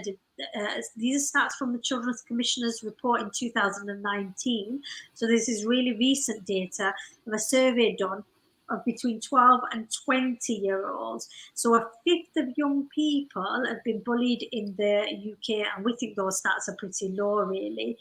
And of those, 3/4 of those young people would say that their mental health has been affected. And 72% of that bullying has taken the form of cyberbullying. So, you know, when we're talking about internet, Yeah. is really high. Um, and what signs will you see? Well, you might find, and a lot of these young people have talked about how over half of those people, young people, have become depressed. So it's much more in terms of how young people's mental health is become. 3/4 of those young people reported that it affected their mental health. Now, if you think between that age of 12 and 20, when your self-esteem, your self-confidence, your emotional health, the way you're developing into an adult is really impacted anyway. But then to be bullied on top of that is going to have quite a significant impact if you've also been bullied and you don't know, you can't emotionally regulate and you're not supported on how you are going to then manage the impact of that. So over half of those people, young people, have then said that they've become depressed. A third have said that they've then had suicidal thoughts. And 59% of those young people have said that bullying is directly related to their appearance. So what they look like, they've been picked on because of their choices of the way that they're dressed, or their hair, or their makeup, or because of what they're wearing, for example. Okay, so these are some of the signs. Now, for example, again, you know, if you are a parent and you think that your child is going through or is being bullied, or in school or in college or uni, what kind of steps can be taken? So again, it's about how you're going to challenge that and where that form's coming from. All schools have an anti-bullying policy. We should have a zero tolerance on it. You ought to be talking to their form tutor, their head of year, their head teacher. You ought to be doing something to address that. Don't just leave it. However, you've got to deal with that really sensitively. You've got to make sure that your child is on board with how you are dealing with that, because it's really important that they don't feel like that's going to exacerbate the problem for them, because young people are very sensitive about that. So you need to work with them. What you can't do is go in guns blazing. That might not be the best response. You need to work with your child. So that means you need to try and talk to them about it. You've got to have a good relationship with them to start off with. Talk to them about what young people can and will be really resilient if you try and work. They will come up with solutions to say to you that, you know, you should be talking to them and saying to them, what do you think we can do about this? How do you think we resolve this? Sometimes it's as simple as, if the bullying is happening online on a particular platform, it's about them just coming off it and the relief that they'll get from it. They don't need to be on every social media platform that exists. They just feel like they need to be. So sometimes just the release from being part of that, they don't need to be constantly bombarded by negative messages. So it's about teaching them how to choose to be selective, to be what they should choose to be a part of. So as you're growing up, sometimes young people feel like they're going to miss out unless they're on Instagram, they're on Facebook, they're on Snapchat, they're on absolutely everything. Is there really a need for that? Okay. So it's teaching them resilience as well. Jazakallah. And I think when it comes to bullying, we can go on to a lot more points, but I think we might conclude it there, because when it comes to bullying, there's also bullying in the workplace, there's bullying in the home. Inshallah, if we get opportunity, we can discuss this in more detail in another show. So, Brother Zaid, if you've got any final messages, and then we'll kind of go through some final points, inshallah. Yeah, I've got quite a lot of messages. Some messages that came through were just saying one word, thank you. So there's been at least 8 messages saying thank you. So clearly there was a demand for this show. Clearly there's a lot of people out there who benefit from it. And there was also the request for the dua, which I wanted to say again, for the brother who is Brother Kasur, yeah? Please don't forget to do dua for him. But on the other text messages that we received, there's one here. I won't read out the name. It says, now, with regards to bullying, this is a major problem in schools, and too many schools simply don't take it seriously, although they're meant to, because it highlights and it goes against that school. And schools are always trying to fight to try and get up the leaderboards. Ultimately, it is the parents' responsibility.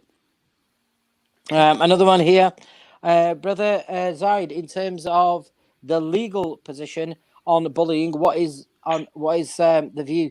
I'm not a barrister or anything like that, but I do know that any school or institution that does not safeguard the welfare of the child, that is the most paramount thing that they can get done for. So if you've got hearsay, no use. But if you've got your child who's getting,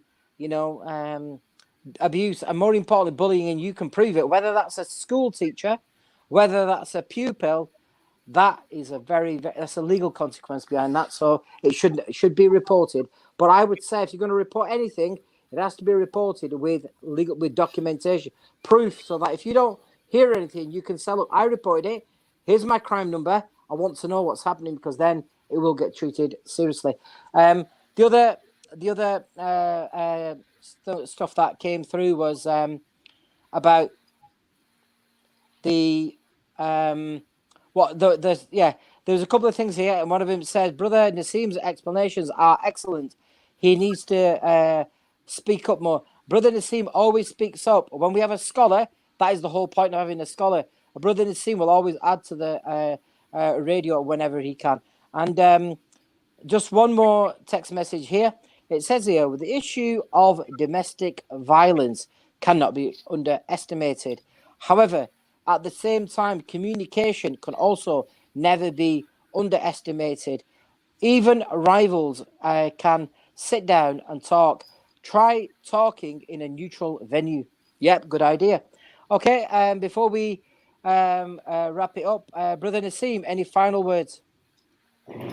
I think Jazakumullah khair, and I think the thing here is that what we've got to recognize is that there is support available.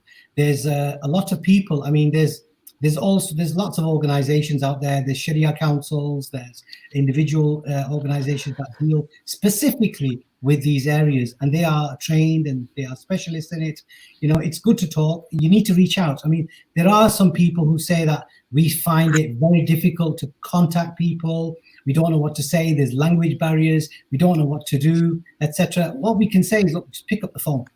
Pick up the phone. Even if you text Brother Zahid, he will get in touch with us. He has all our contact details. If you want to go to the Facebook page for Revival or the Let's Talk show, put on a message, Brother Saj or Brother Zahid or myself. We will contact you, inshallah. If it's a sister, we'll ask Sister Jamilla to get involved, inshallah. If it's or my wife or Sister Anika, there's lots and lots of different sisters who deal with different areas. So inshallah, we can assist.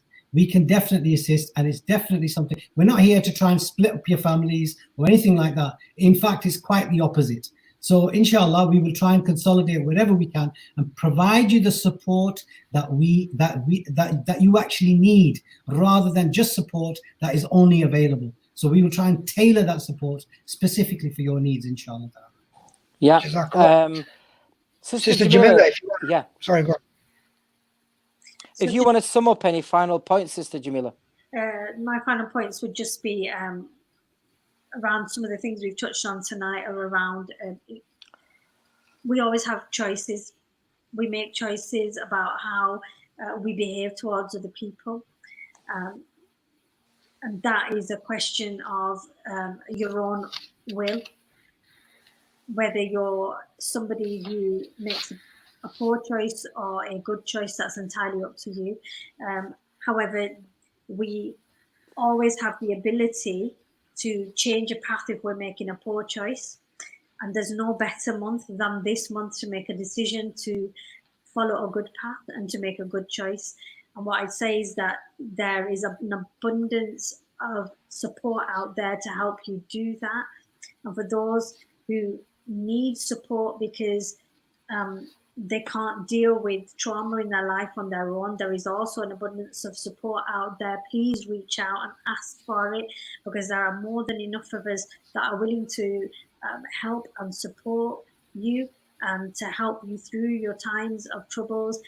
It's difficult, but things do get better. You have to seek that support and take that support. Those support lines will be available to you. They're on those pages that have been mentioned. And if you are around people that you suspect are being hurt or harmed in any way, whether they are children, whether they are adults, in whichever way you can, in whichever capacity you can, you may have challenges in your own life. Do whatever small steps you can take to try and help, to support, whether that's in tiny acts of kindness, whether that's a word of kindness, whether that's a smile, whether that's just reaching out to somebody, just to let them know that they're not on their own. The smallest act of kindness can change somebody's day, somebody's life. And just look out for each other. Subhanallah, Jazakallah for that, yeah. Just a couple of other text messages. One of them is somebody who's called himself Moshiak Mate. He's saying, look, I wanted to eat DHL for 30 years and I wanted to be a vegan, but I constantly get bullied because I just eat crunchy nuts. And somebody there who wants to be a vegan and he's been told he can't be a vegan. On that one, can't really be a vegan if you're going to go and order chicken burgers and kebabs, so you have to decide on that one. And there's no use hiding underneath the mattress anymore. Right, so on to more summarising things. Brother Sajid. Yes, I think first of all, I'd like to thank Sister Jamilla, mashallah, for taking part in the show. Some fantastic advice and information that she's given, and inshallah it will help people who will be watching. And same with Brother Naseem, as always, our local mufti, of course. And just a final point that I want to mention is this: is that this show. It's important to talk about these shows because these shows affect us all. These issues that we've talked about affects us all. Some points that I want to mention is that the things we can take away from this show is recognize and understand what the signs are when it comes to domestic abuse, when it comes to child abuse, when it comes to bullying. Number two, from the show, take away the points that you can do. What are the actions you can take to recognize those signs and then to act upon how to end or stop or manage or report the bullying or the abuse. And then in terms of yourself, if you're in that relationship and you want that relationship to work, make sure you focus on effective communication. Make sure that you are caring for each other, making sure that you are committed to each other, making sure that you're in that relationship for the right reason, not just because you've got a child, okay? And also to make sure that you are dealing with any mental health issues that you're going to be going through because of the abuse, and making sure that you're taking care of yourself. We talked about self-care, making sure that you are taking care of yourself in a proper way. And then the last thing is get professional help. Get professional help, whether it's a counselor, whether it's a psychotherapist, whether it's a psychiatrist, whether it's any kind of mental health to help and support you in what you're going through. What is that? Jazakallah, thanks for that. Firstly, I want to round up and say a couple of things now with regards to abuse. Nobody should put up with any kind of abuse, because abuse from a spiritual level, haram. There's no justification in any type of abuse, whether it's physical, emotional, mental. It's just completely unacceptable. As far as bullying is concerned, and if it happens to be your children, what we've always said is, before you decide to become a parent, be their best friend, someone that they're going to come to. And you don't know about this. When the child comes back and is distraught or the child retreats, you should be able to sense a small change in your child within hours of that happening. You should also put that in reflection to your own common sense. Has my daughter, who is away from us at the moment, maybe she's actually coming from being a little girl into becoming a lady. So you have to understand the cycle of how children grow up. So before we jump to conclusion, let's look at that. But let's not hide behind the fact that when we talk about bullying is a huge thing.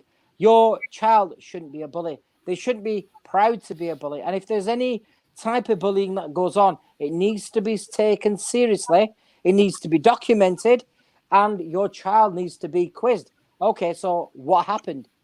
How did it happen? You need to be satisfied. It's not Fantasy Island where I've known children to come home and say they're victims of bullying because other children have said it in school, and they've come home and thought, well, I may as well say it as well because I feel I'm losing out. But it needs to be treated professionally. Write it down, challenge, ask. When you're satisfied it has happened, then report it and keep a record of this yourself, so you're not in any uncertainty as to what happens.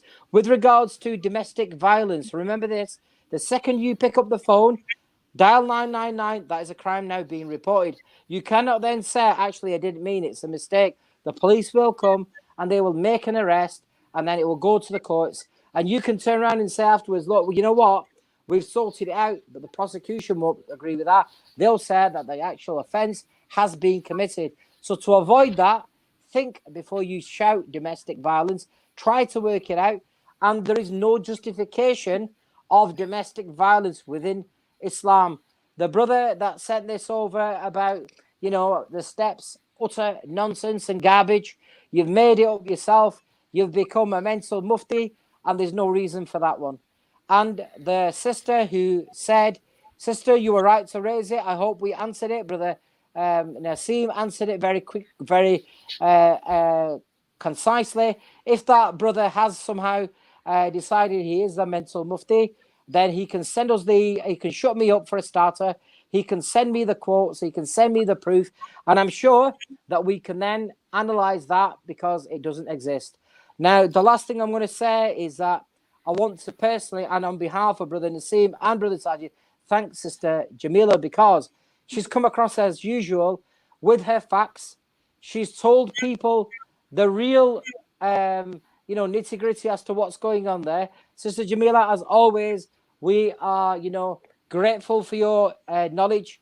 We're grateful for your time. And may Allah subhanahu wa ta'ala give you immense health and the barakat of this Ramadan.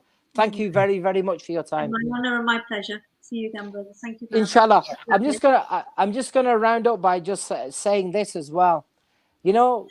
We've talked about the physical part of all of these things.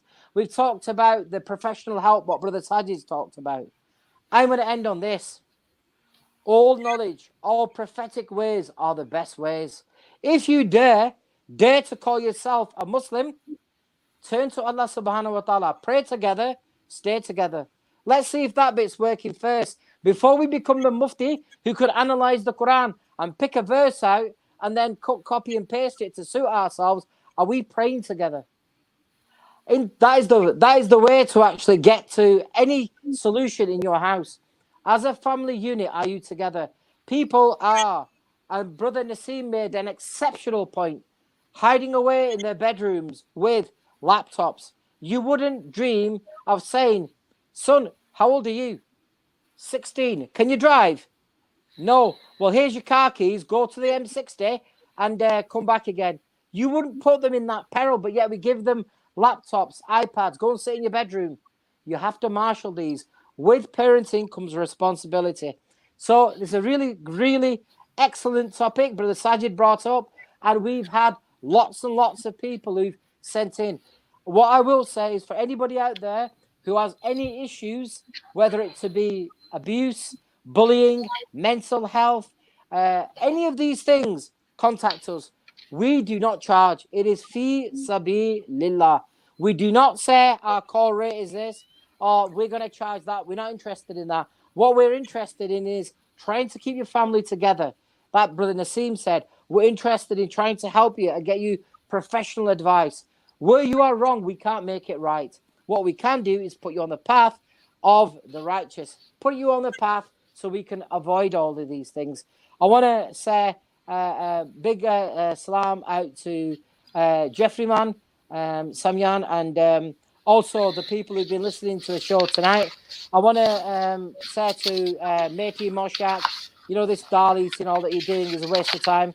And most importantly, join us tomorrow. The only time we're not going to be doing a show is next Tuesday, which will be the 27th night for a lot of people. If it's not your 27th night, then inshallah, your ibadat is better than listening to our show.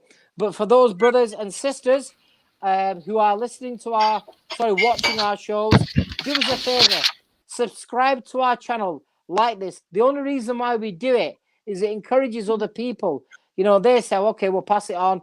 And more people are going on to they are going onto this platform, and they are liking things. So inshallah, please subscribe to our channels. If you need any further help, then 07801 951 501 on behalf of brother Naseem Ashraf, on behalf of brother Sajid Iqbal, and on behalf of sister Jamilla Rashid, we bid you an Islamic farewell of Assalamu alaikum wa rahmatullahi wa barakatuh. And inshallah, God giving us life, we will see you at around 11 o'clock tomorrow for another show. Until that time, keep us in your prayers. Keep a dua for brother Khawar. Hope, inshallah, he recovers from this illness along with everybody else. May Allah grant speedy shafa. And remember, guys, last 10 days of the noble month of Ramadan, please stay firm to your salah. And until tomorrow, once again, Assalamu alaikum wa rahmatullahi wa barakatuhu. Wa alaikum assalam wa rahmatullahi wa barakatuh.